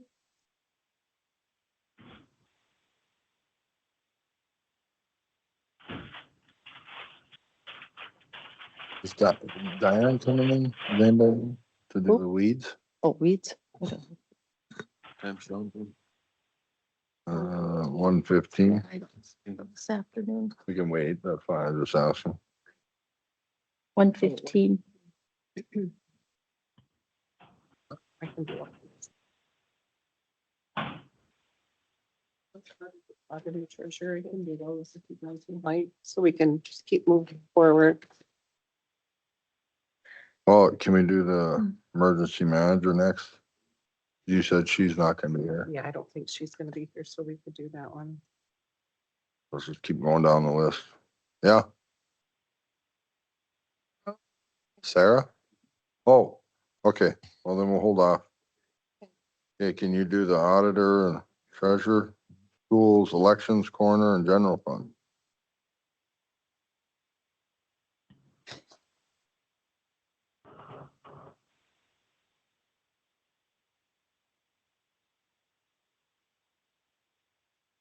Okay, so as This, for, oh, sorry. Do you wanna- Sarah, are you on? Yep, I am. Okay, go ahead. You want to Squiggle bring the mine mic. up? yeah, hold on, just a sec, Sierra, let me find you here. Can you hear me okay? Yeah, Yeah, Okay. So the top line, is just incorporating the COLA and merit as, anticipated. There is a large increase on the professional fees, and that is for the multi-hazard mitigation plan. Right now, we've been quoted by our contractor for around $90,000, and that's a 4-county plan. We're just waiting for approval from FEMA, to pay for some of that. The $7,000 is our anticipated balance if we are approved for our BRIC grant. Travel stays the same. Telephone went down based on usage.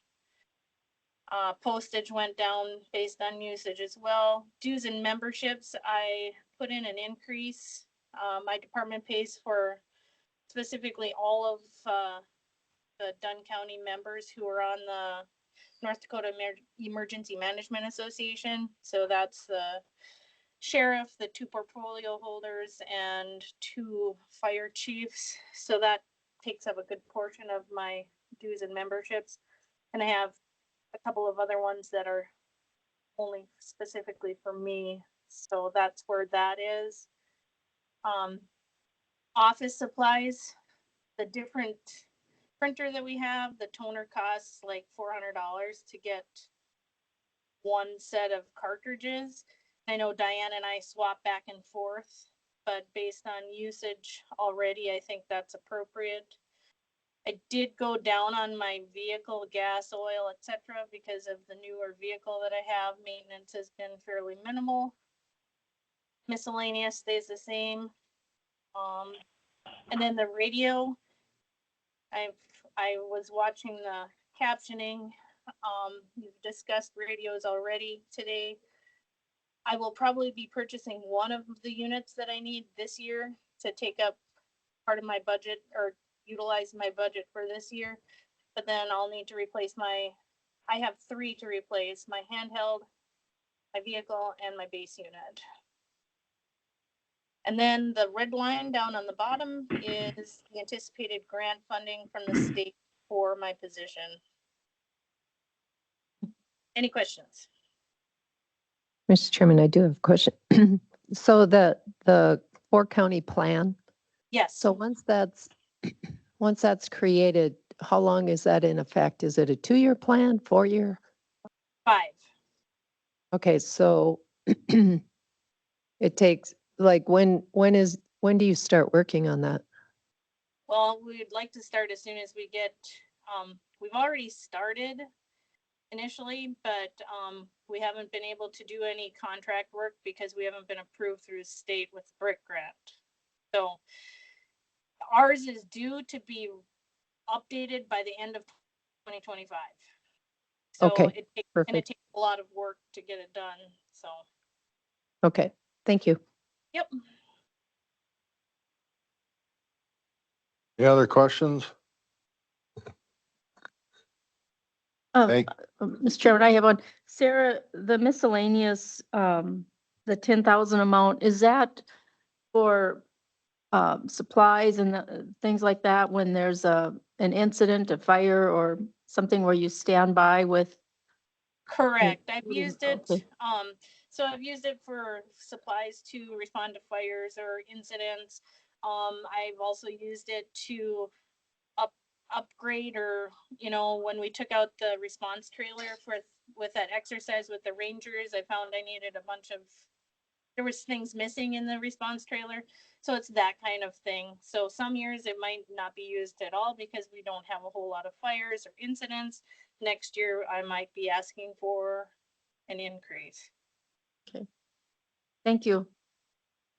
I also just sort of put that uniform allowance is part of that. That's why there's not a line item for the uniform allowance.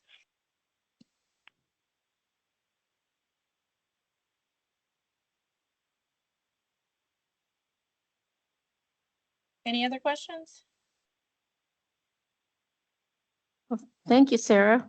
Thank Yep, you. sorry I couldn't be there. Thank you so much for letting me get on virtually. The conference that I'm in is a very good conference, so thank you for that. Okay. Will? Yes.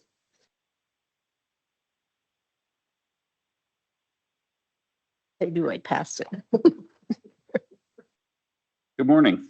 Morning. There you go. I guess it's still morning, right? Yeah, Oh. okay.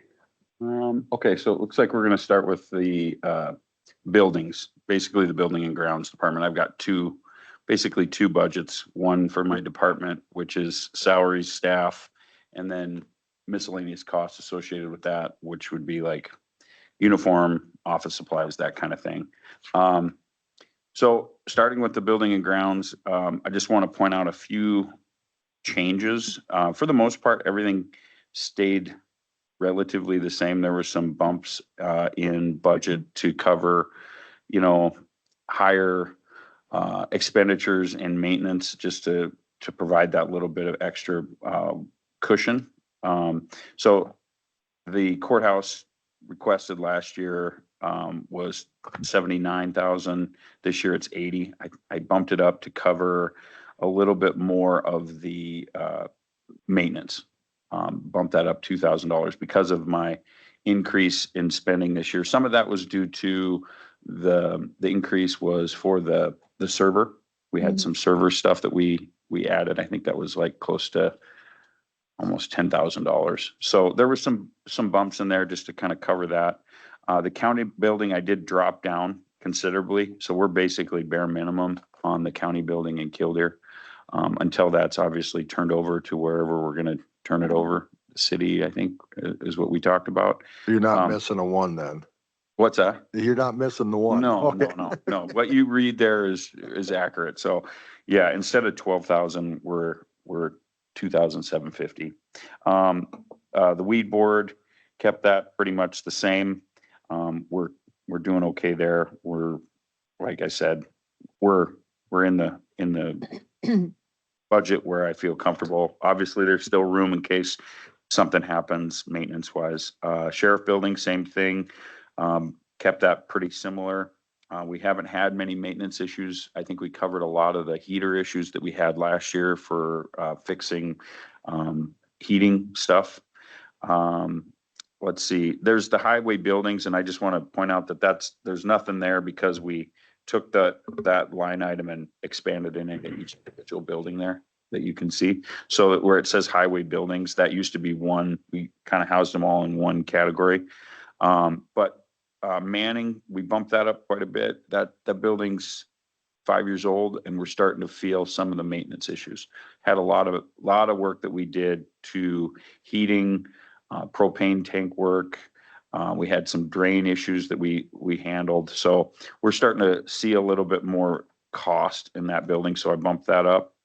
Halliday, bumped that up as well. I think we had a little bit higher expenditure on some electricity and let's see, where else did I bump it up?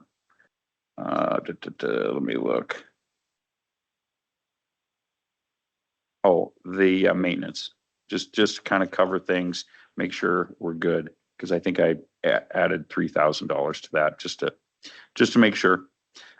Killdeer headquarters, we did bump that up. That being a new building, we were kind of guessing where some of the utility costs were. So that got bumped up to cover the cost of where the actual numbers are after we've been in it for a year. And then the auxiliary Patterson building, I actually lowered that by 10,000 because we're not seeing a lot of expenditures there. I feel like I got enough to cover the maintenance issues if we do have any. Okay, any questions on the buildings? Any questions? Thank you. Okay, departmental budget, one key note that you'll see, I added a few things. The first being is another staff person. This is something I've kind of gone back and forth with. I feel as though the way the direction of the county and where we're going with things, and I'm starting to feel really pulled in a lot of different directions. One of them being the park, the amount of work that we're having to cover. I think that we definitely could use another hand. I know I thought about going summer hire, but then I thought, you know, we either hire I think this is my recommendation, obviously, we either hire a full-time park staff member that handles park board meetings, handles anything from correspondence between the different agencies that we involve with, like Corps of Engineers. Basically, what Carrie and I were kind of doing to handle some of that, and also handling scheduling meetings, putting in a agenda for the park board. Some of that stuff that we could be handling, I want to handle under my department. And also, if, let's say, Braden leaves, that leaves me really, really shorthanded. Like, he's such a huge part now that if we have somebody, and he's been applying, and you know, he's not sure what he wants to do. So having an extra staff person, and my intent was not to hire them until next spring, but I do want to add that in my budget. So there's a couple different ways. I have a new staff person. I don't know what that responsibility will be yet. I hate to be wishy-washy, but there was a point where I was talking to some other department heads, you know, what do you think? And, well, you either find somebody that's got unique talents, or you have them do more of your maintenance work, and you handle some of the like higher supervisory stuff. And I think that's the direction that I'm going to go, because I think it's more easily available to hire from a employee standpoint, somebody that handles changing furnace filters and some of the stuff that like I get pulled from, that I can handle some of the paperwork, I can handle some of the supervisory things, and they can do some of those little things and also provide a buffer in case we have vacations. Because summertime, asking our full-time mower, groundskeeper to not be able to take a vacation in the summer is a big ask, and that puts me on the mower, and then things fall behind. So that just gives you a little bit of background of why I added that person. And then whatever future, we're kind of future proof as far as other buildings, if those do come to pass. So that's why I chose to add a new staff person and include it in my budget. And if you got any questions about that, please ask. So. I do have a question real quick, Will. So once you have time to really look at that staff person, I'd like to see what you're. Yeah, I mean, full disclosure, my gut feeling is kind of what I said. They'd be more of a maintenance person, like a assistant maintenance that handles, you know, just fixing an outlet, or, you know, I don't know, just whatever it be. But along with that, then, you know, revisiting your work, you know, your description, to see how that would change also. I definitely think that that's something that I will do. Thank you. So, yep. And then I think the only other new thing was equipment and vehicles. We added some budget stuff there. I kind of grouped everything in vehicle, fuel, and maintenance, but I think there should be another line item for that as well. So that pretty much sums up my budget preliminary request. If you got any questions, let me know. Thank you. All right, thank you. Mr. Chairman, just wanted to bring something up. As far as the sheriff building, and I know the building committee is going to be meeting and looking at improvements there. We're not quite sure the direction we're going, but I had Sally look into our contract with J.E. Dunn, and I know we're going ahead working with JLG on architectural design, or looking into some things. But it was noted, or our contract with J.E. Dunn is for 5 years through 2024. So I guess want it noted that, or if it's the board's intention to go ahead with a construction manager, that we get J.E. Dunn on board with that project.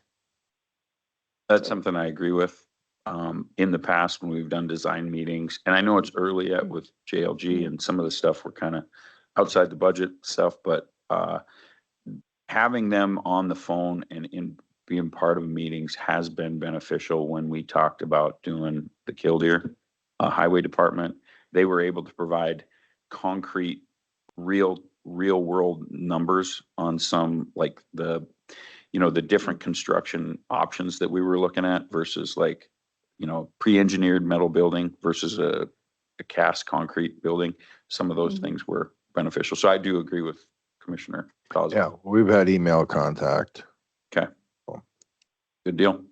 So I don't know if we should have a motion just to say that we want to bring J.E. Dunn in on this project. I know it's, They're already under contract.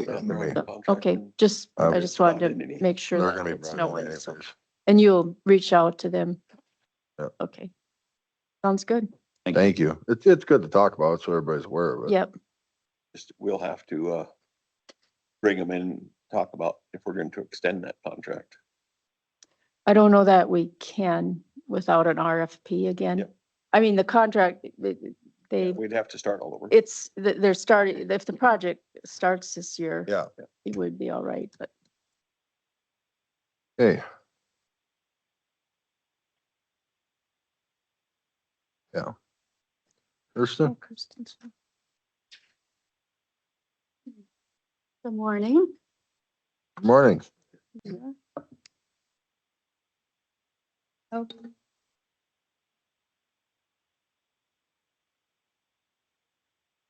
Ready? Okay. So we did get a little muddled here the last couple of years. So we are kind of starting from ground zero, but we do have a different tracking system in our office to make sure that we know exactly what is coming into our office and going out. So I'm going to go line by line here, starting with our salaries up on top. The Dunn stipend that was talked about at the last meeting, NDSU previously, we got our stipend directly from the county. Now NDSU will soon be taking that over, and it'll be coming out of our paycheck coming from NDSU. Our admin assistant salary, that is what was recommended by Sally and Desi. Deb Byer, she is an NDSU employee that's based out of Dickinson. She has other counties, surrounding counties have they throw in money to provide her budget for the year. So that's where that $1,000 for Deb is going, that tired budget line. And then our salaries, so the A&R and FCW salaries, those are split 50-50 with NDSU. So that's there. Now our expenses, our professional fees, where I'm not asking any money in that budget line this year. Our travel, we have $9,000 in there. That will, I'm expecting that we have some mandatory trainings. We have at least 4 of them this year. And that includes the hotel and traveling there and back, as well as all the trainings and opportunities that we go to bring back to Dunn County. Telephone, we do have that calculated out. That includes our office phones as well as our cell phones. Postage, there's an increase in postage just because there's an increase in stamps. Dues and memberships, we do have an increase there. That is for those trainings and programs. Office supplies, there's a decrease there. Books and periodicals, we have about $500 in there. Miscellaneous, that's the one I want to get to here. That's the one I want to point out.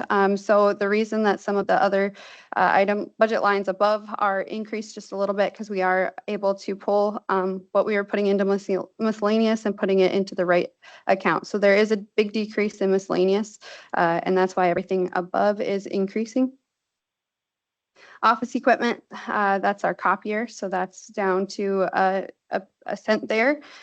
And then the programming and 4-H council lines, those are new. So the programming line, that's for the programmings that we provide out of our office. So the food, the event, if we need to pay rent for a venue, that type of thing, that will come out of there. And that includes FCW programming as well as A&R programming. The 4-H Council, that is an in and out account. So we do work very closely with our 4-H Council treasurer. We're in constant contact with him, but we do pay, our office pays for a lot upfront and then they reimburse us. So there is funds in that budget line for some of the small stuff that may, that our office uses for 4-H, specifically our office, but that's what that new budget line is. And then our uniforms or clothing is the next budget line. Are there any questions?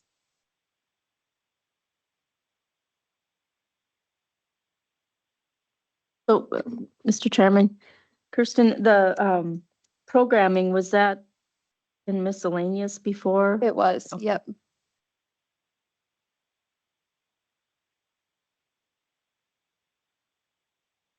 Any other questions? Thank you. Okay, thank you.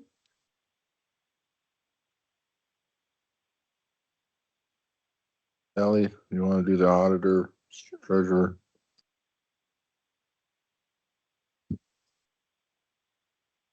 Okay.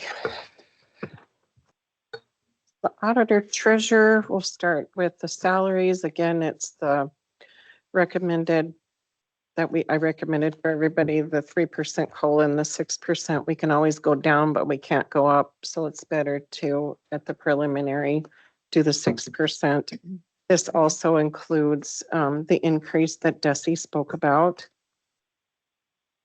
Mr. Chairman, when Desi was in here and her and I had talked about this, for that adjustment to the auditor's salary, I think it would be good because it's been off that we make an adjustment to fit in that pay scale range effective August, or excuse me, yeah, the next payroll. I don't know what the dates are, but since we've been behind to this point. So I just wanted to bring that up. Desi had forgot to mention it when she was in here, and I said I would bring that up. Okay, and then just sitting here too, I had 500 for professional fees, and we don't use that very often. Sometimes we use it if we maybe take a course or something on updating, payroll rules and laws, things like that. So I'm going to drop that to 300. I had it at 500. Then the travel and training has increased a lot. I did become a member of the election committee though, and so there may be travel back and forth next year to Bismarck. We work directly, the Auditor Treasurer Association, if you're on that, you work directly with the State Secretary of State's office and, kind of help build the election programs and things like that. So, and I do have been adding some of my staff members too in travel just to get them more experience and kind of get them out there for more knowledge. So that went up. Phones pretty much stayed the same. The only thing, it went up $50 for the increase. Postage, we have set at $5,500. That is for taxes, late taxes, estimated taxes, any kind of things like that. We've always kind of been in that area. Dues and memberships will stay the same for us this year. Office supplies, I did bump up a little bit. Now that we're all in that open area, we do purchase office supplies in bulk, and normally they just go on the auditor's account, but we spread them out through all of the county offices in there. It's cheaper for the county to do it that way. So we just kind of bumped that up a little. Uniforms, again, I added that for each of the team members, just so when we do go to conferences or we have elections or tax time, we can all kind of look uniform in the office. And then office equipment also stayed the same. Any questions on that? What comes out of the office equipment? Office equipment, that's like our printers, the Marco contract, our printer in the big printer. Yeah, the big printer. Yeah, it's like that.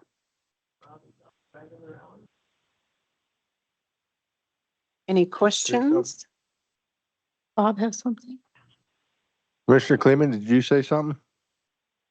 No. Okay. Yep. On to the superintendent of schools. Oh, really? So the superintendent of schools, I did this year add some travel and, says travel and training. It would be for travel. Last year we had the annexation meetings, and so those were not added in there. So that will actually be over budget this year. There was talks of another annexation that may come up. So I just wanted to add a little bit in there so we could pay the committee members their travel when they come. Dues and memberships will stay the same. And then the miscellaneous, that's usually used for, we help pay for like the spelling bee and things like that at the Killdeer School. So that's what the miscellaneous in there is for. So really the only thing that changed there was the extra travel money. Should we get another annexation this year, we'll have something to cover. Any questions on schools?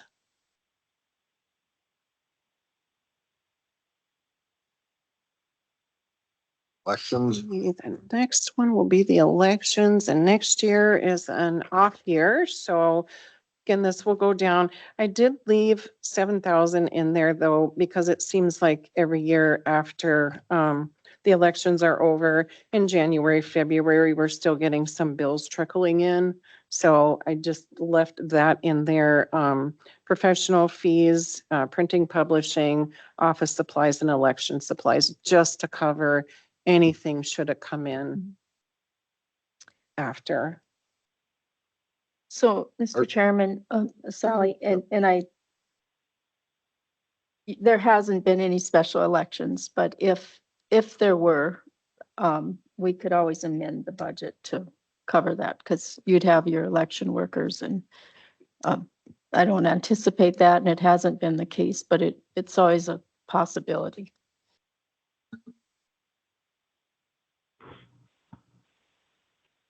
All right. Coroner. Next one is the coroner. It's up here.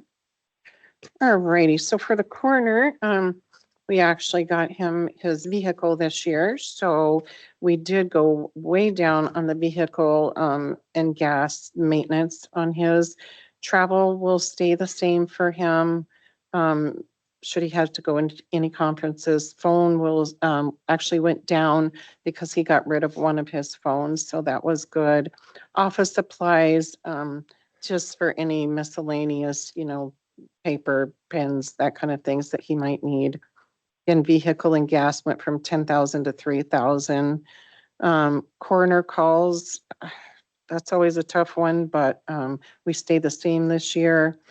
I talked to him, autopsy should stay the same, and the equipment he would like to stay the same, just in case he needs work done on a radio, or I'm not sure, Gary, are you guys going to get his radio, or is that something? Okay, I'll work with him. That would be out of his. Okay, I'll work with him on that then. So that'll be that coroner equipment then, that we could purchase a radio for per car, but his did go down from 21,000 down to almost 14,000. So that's good. And that's largely due to he has a new vehicle, so we're not getting his fixed every couple months. But how about his wages, where are they figured? His wages, he gets paid per call. And so that's split between us and Stark County, depending on whose call it Is is. that the autopsy and the? The autopsy is, that one's a little bit different, but the coroner calls that is where he gets his, yep, he gets paid per call. Is there any other questions?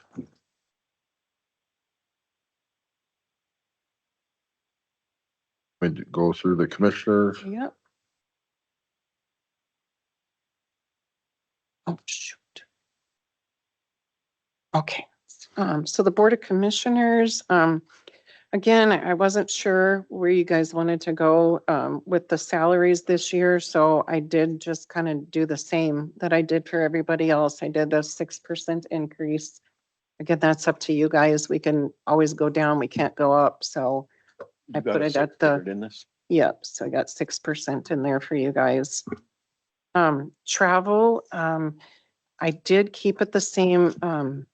It is I noticed we haven't used much this year for you guys, but next year is a legislative biennium, so there might be a lot of travel for you guys. I noticed that was the case last time, so I wanted to keep that up for you guys in case you guys needed to go for any of those meetings. Professional fees, we don't really tend to use that, but we left $1,000 in there just in case. Telephone, we left the same. That I'm gonna look at next year. We may be able to go down a bit on that one next year.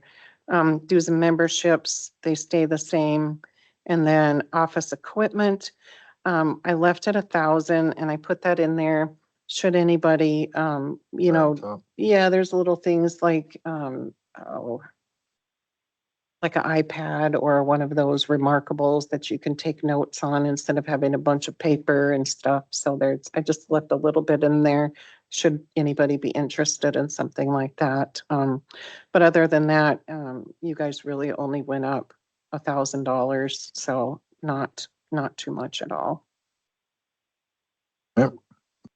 So I don't know what the rest of the commissioners think, but I'm wondering if travel, since it was just under 15,000 the last biennium for the legislature, maybe we should add a couple thousand. Expenses, I don't know what gas is gonna do and if we're gonna be going to Bismarck, maybe we should add 15 or 16, what are you thinking? maybe 15,000, if you guys are okay with that.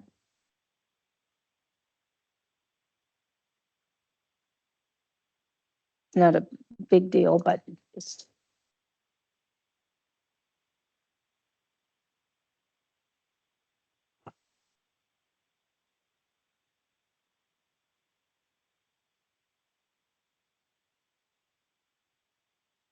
I saw Carrie running around earlier.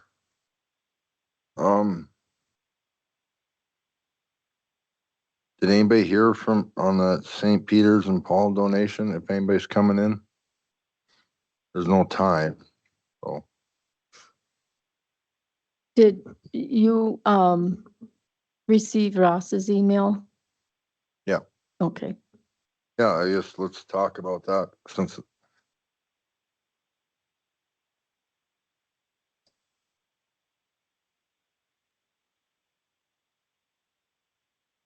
Did everybody receive the email from Ross? I don't know if I had that or not. What? I don't know if I seen that one.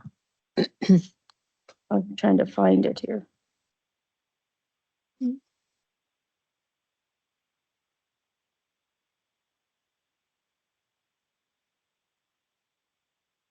About him. So would you like me to read it? Sure. I haven't gotten it. So Yeah. I I would sent like to. July 5th. Go ahead, Commissioner Kleeman. I say I'd like to have her go ahead and read it. I never received it either.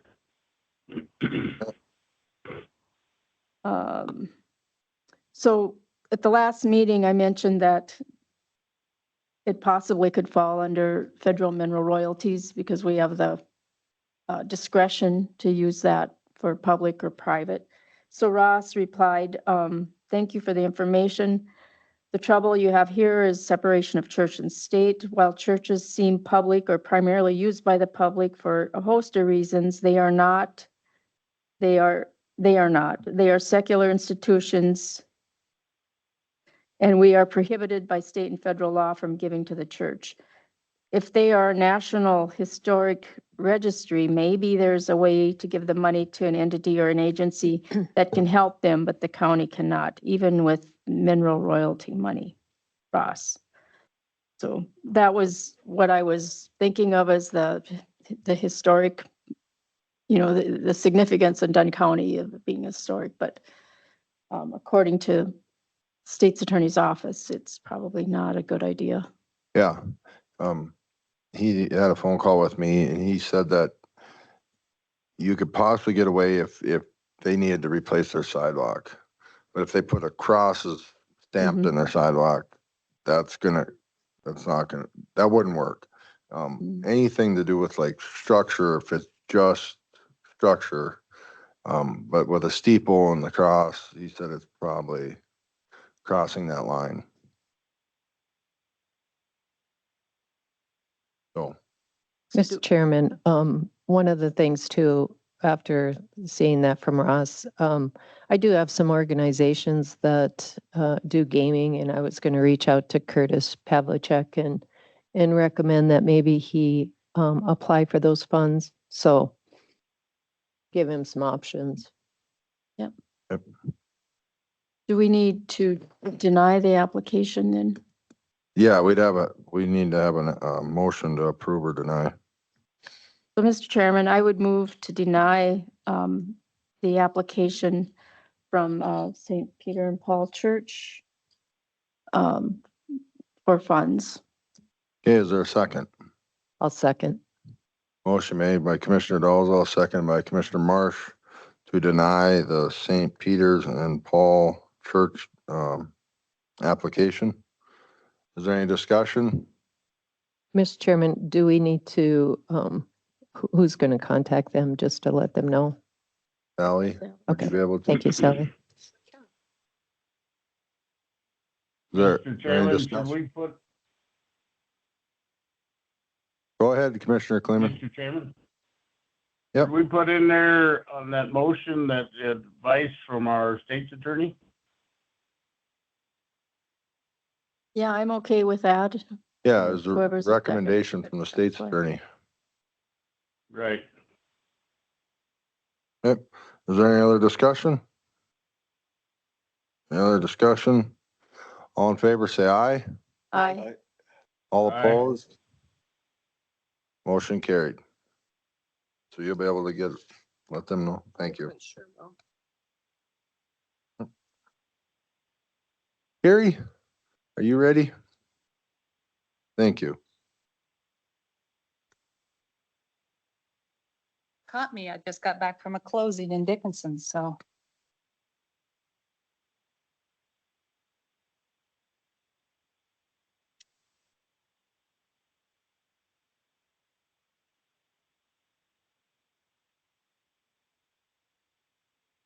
For those of you who are here, and I don't know if Commissioner Kleeman, do you have access to the files that I slipped inside of the commissioner's file for today? I don't have them with me, no. Okay. Well, bear with me when I read through some of these numbers as well, then please be patient with me and feel free to ask questions. For my budget, as Sally pulls it up.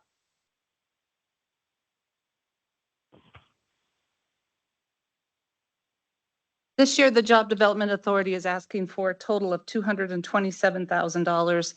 Well, $227,858.21. That breaks down to $98,850 $8.21 from Mills. And similar to our previous years, we're asking for programming funds of $129,000 from GPT. On the sheet that you have, you can see the worksheet that I worked through. We're holding 45% of the budget as interim funds. We can, of course, hold up to 75, but we're holding 45%. Do you have any questions how that is laid out?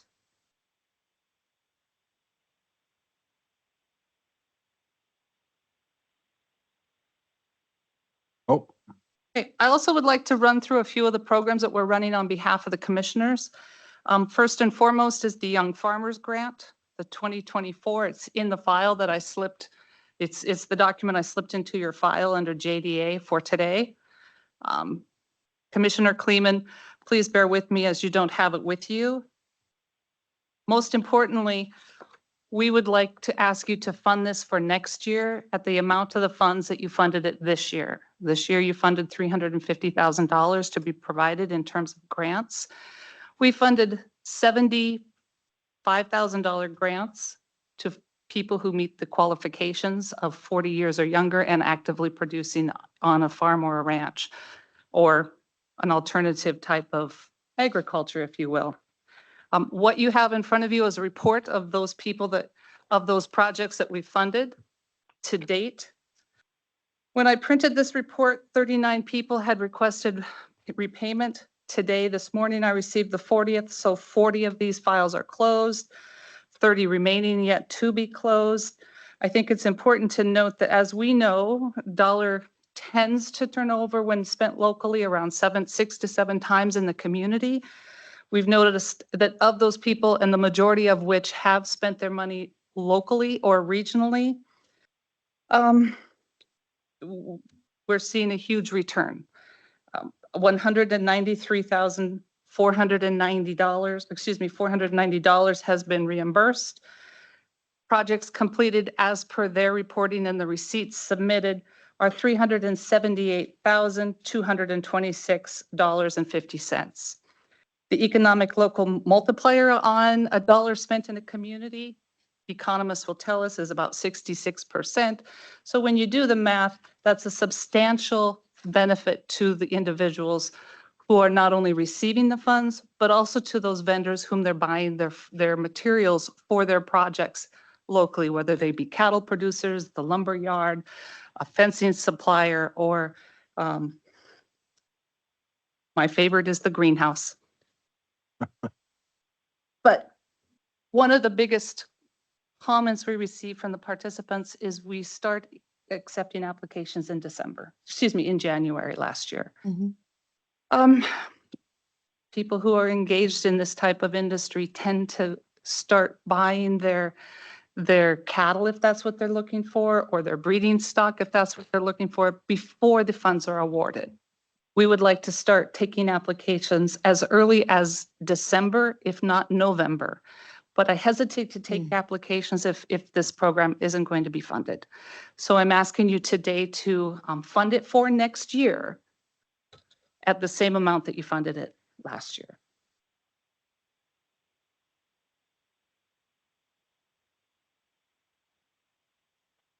is this just going to be part of your budget, or do we need to make a separate motion for this? This would be separate of our budget, just like it was this year.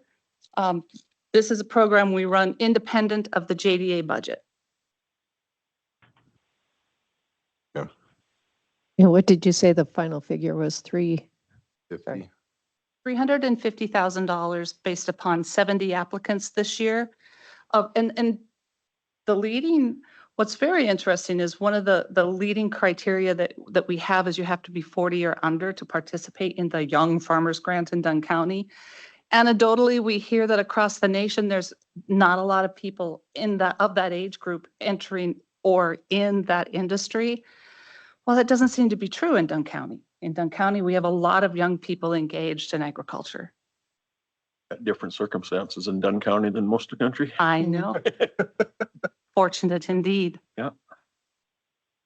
Yes, but it's encouraging. I mean, very those numbers are very encouraging. Nice to see them here.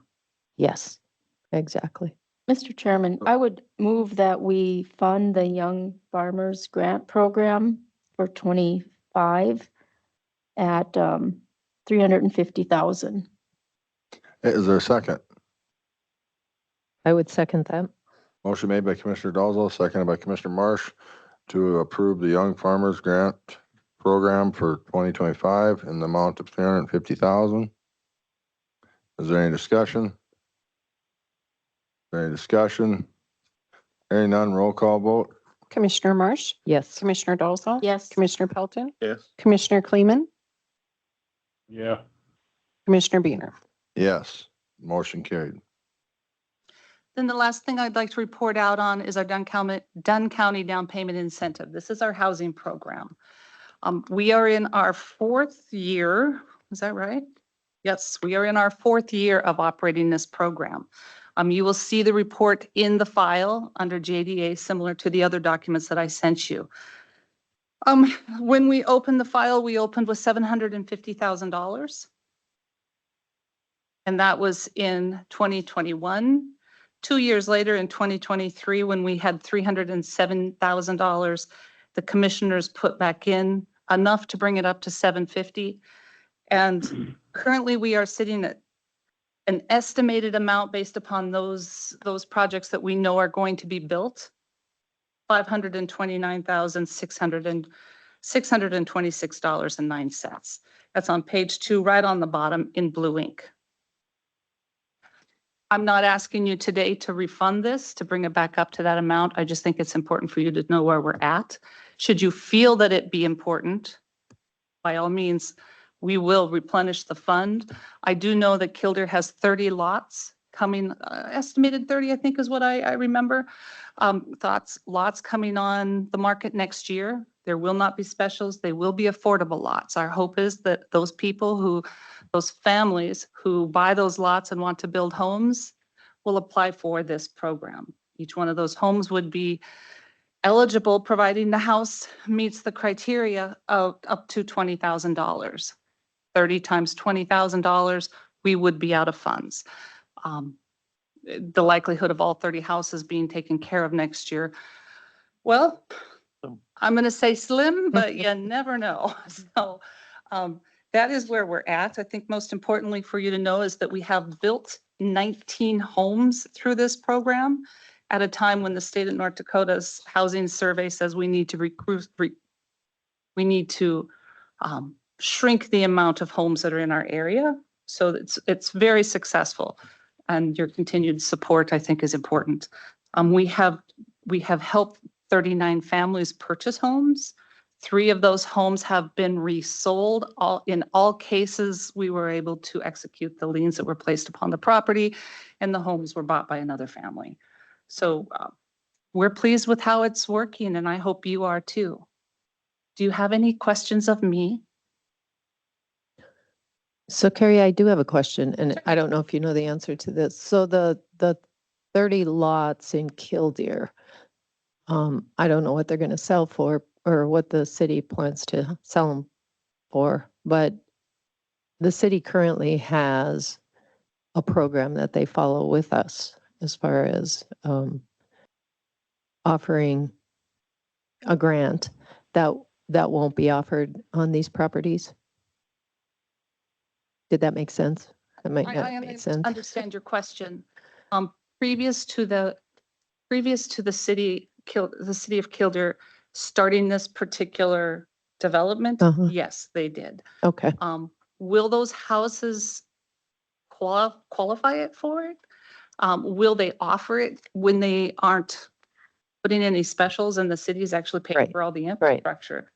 I think that might be a push. That might be really hard to swallow. My understanding is it's going to be approximately $1 a square foot on the lots. So the lots will be around 11 to 20, depending upon the size of the square footage of the lot. And that's very affordable. So on top of what they're doing, I think to ask them to throw money towards those homes might be difficult for that elected body, and I can't speak for them. Right. I was just trying to figure out if, depending on the price of those lots, how many are probably going to be picked up and housing put on them. Okay, I think it's important to realize there will not be specials, so they will not qualify for a higher down payment. correct. If a private builder were to come in or developer were to come in and create a development and have specials, that incentive would be a tad bit higher because they can't afford to absorb those costs.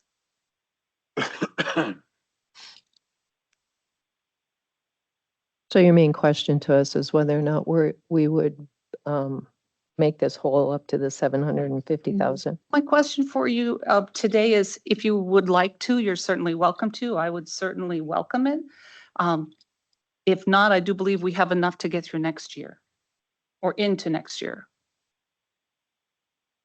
Mr. Chairman, I would make a motion that we make the housing grant whole up to the 750. So whatever the difference of, what was it, 529?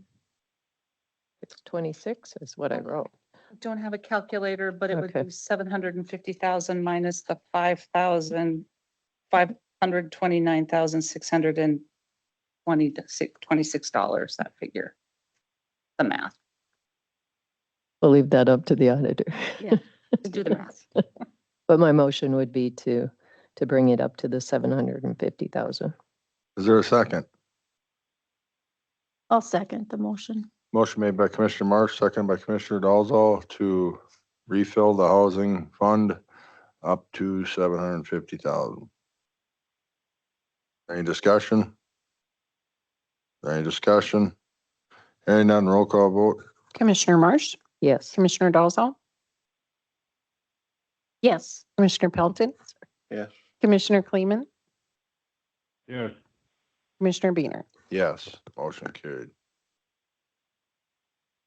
And since you have me right now, any other questions?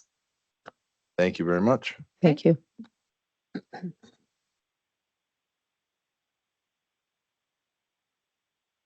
We're not sure if Diane's coming in, so we'll wait and we'll go do vouchers.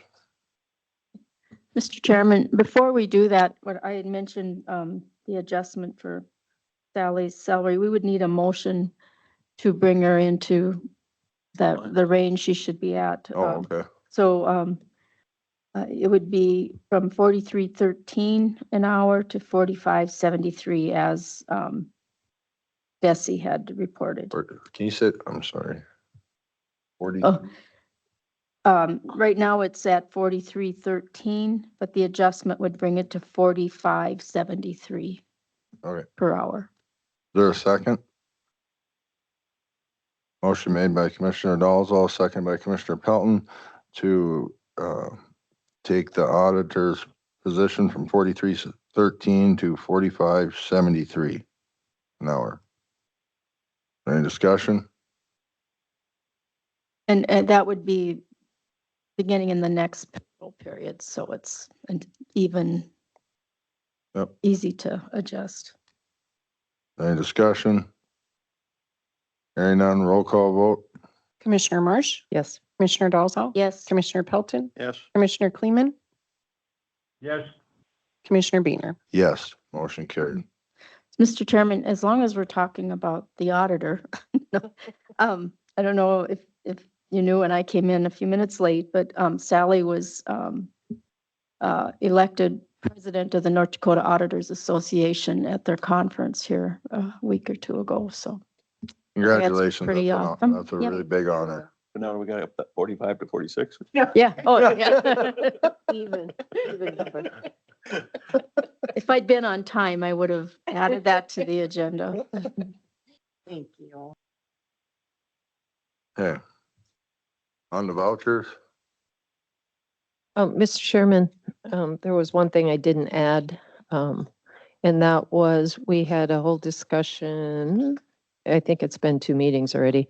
I had gone to the state's attorney and asked them to generate a letter to Mr. Scott Bice on the decisions that were made in that meeting as far as the borrow dirt, and there was a discussion on that. There was discussion on the mile fence that he was requesting, And then the compensation, which we had said we were going to stay at the $3,000 per acre. So I did send that letter out to everyone. I'm not sure if everybody got a chance to read it, but there was a change on there. The section, the township should have read 145 north instead of 154 north. And so I've talked to State's Attorney Christina Kissinger, and she is going to make that change. But what I'd like to do today is discuss having her send this out to Mr. Scott Weiss as soon as possible.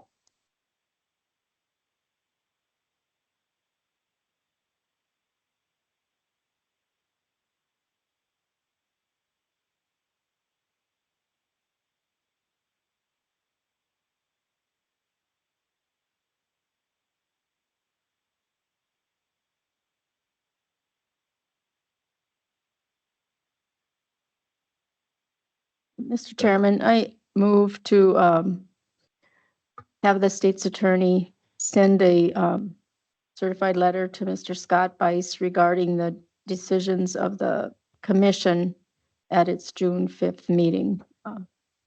Is there a second? I would second that. Motion made by Commissioner Dalzell, seconded by Commissioner Marsh to approve the certified letter to Scott Bice from the state's attorney With the change, I'm sorry, with the correction. with the correction Yes. of 154 to 145. Just a transposed error, so Yeah. we'll get it fixed. Any discussion? Any discussion? Hearing none, all in favor, say aye. Aye. All opposed? Aye. Motion carried. Okay.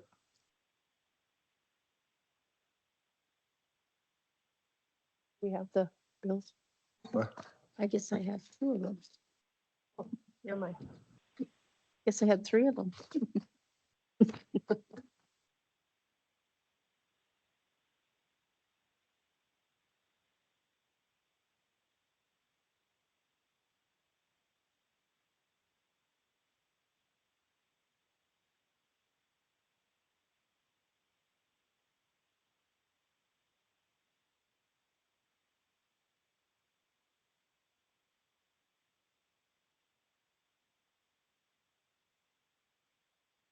The bills.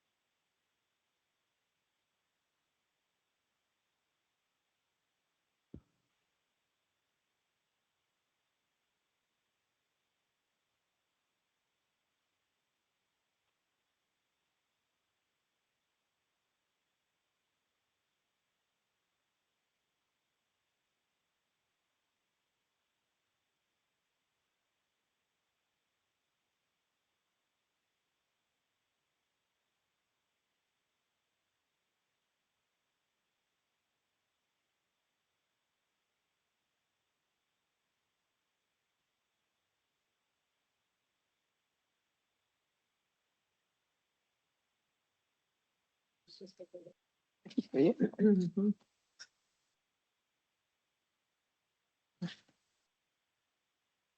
It's not here. That's What? on Butte's hardware store. Oh, okay. Which one are you talking? South Shore. South Shore. Oh, yeah, some buttes. Fencing materials probably. Yep.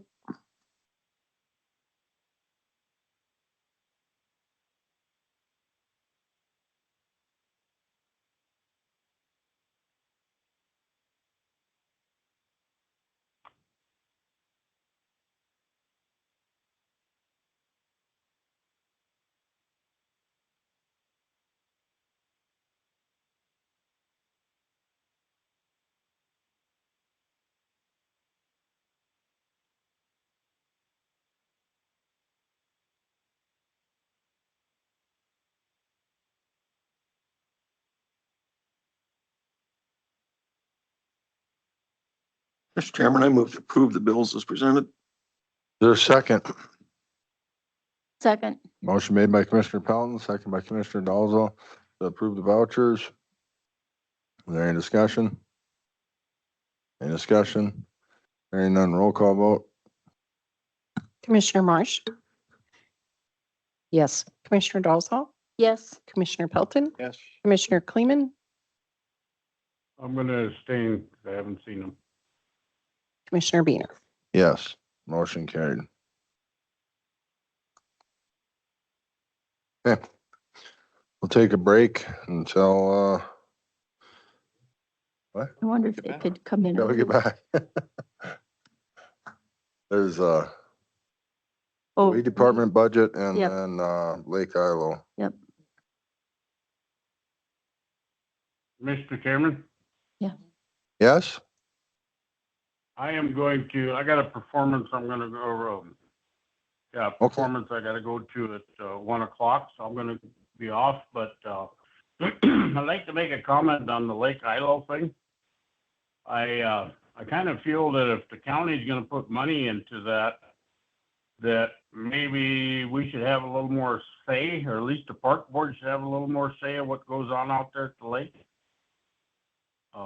Right now, even for us to put up a new flagpole, we had to go through a whole bunch of hoops just to get that done. So I feel that if we're gonna put money into that, we maybe need to be able to have a little more leeway of what we do out there, what the park board can do out there. That's just a comment. Okay. Well, thank you very much. Okay. Talk to you guys Good luck. later. Thank you. Have fun. Good luck. Yeah. Yep, bye. Bye. Gary?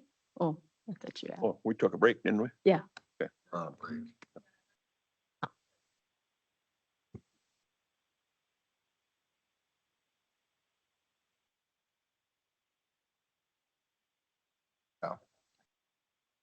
Oh, you guys.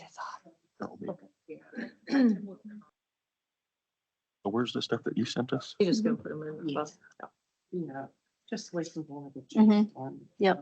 Yep. I was gonna ask about that before, and I thought, well, we got time. Yeah, I haven't had anything for a long time. Yeah. it's- Since they went in and cleaned my computer. I haven't got- No. Hey, how are you? We have a drive Publisher. that says. Asked if you could give her a call. Sure. Somebody came up and showed you the minutes or something They like took a that. lot of stuff Oh, off. I'm just the messenger. okay, got you. Yeah. Yes, man. I got- Your contact. Joy, well. Yeah, that'd be Okay. great. Yeah, I haven't. Like a mushroom. Need some moisture. They keep you in the dark. Oh, had you, Cody, they're not. Yeah. do you have a shared commissioner's drive? What? Did you have access to the documents that I sent out beforehand? I haven't gone to my iCloud. Well, we were at the first. You gotta be signed. And the up. lady's like. Remember seeing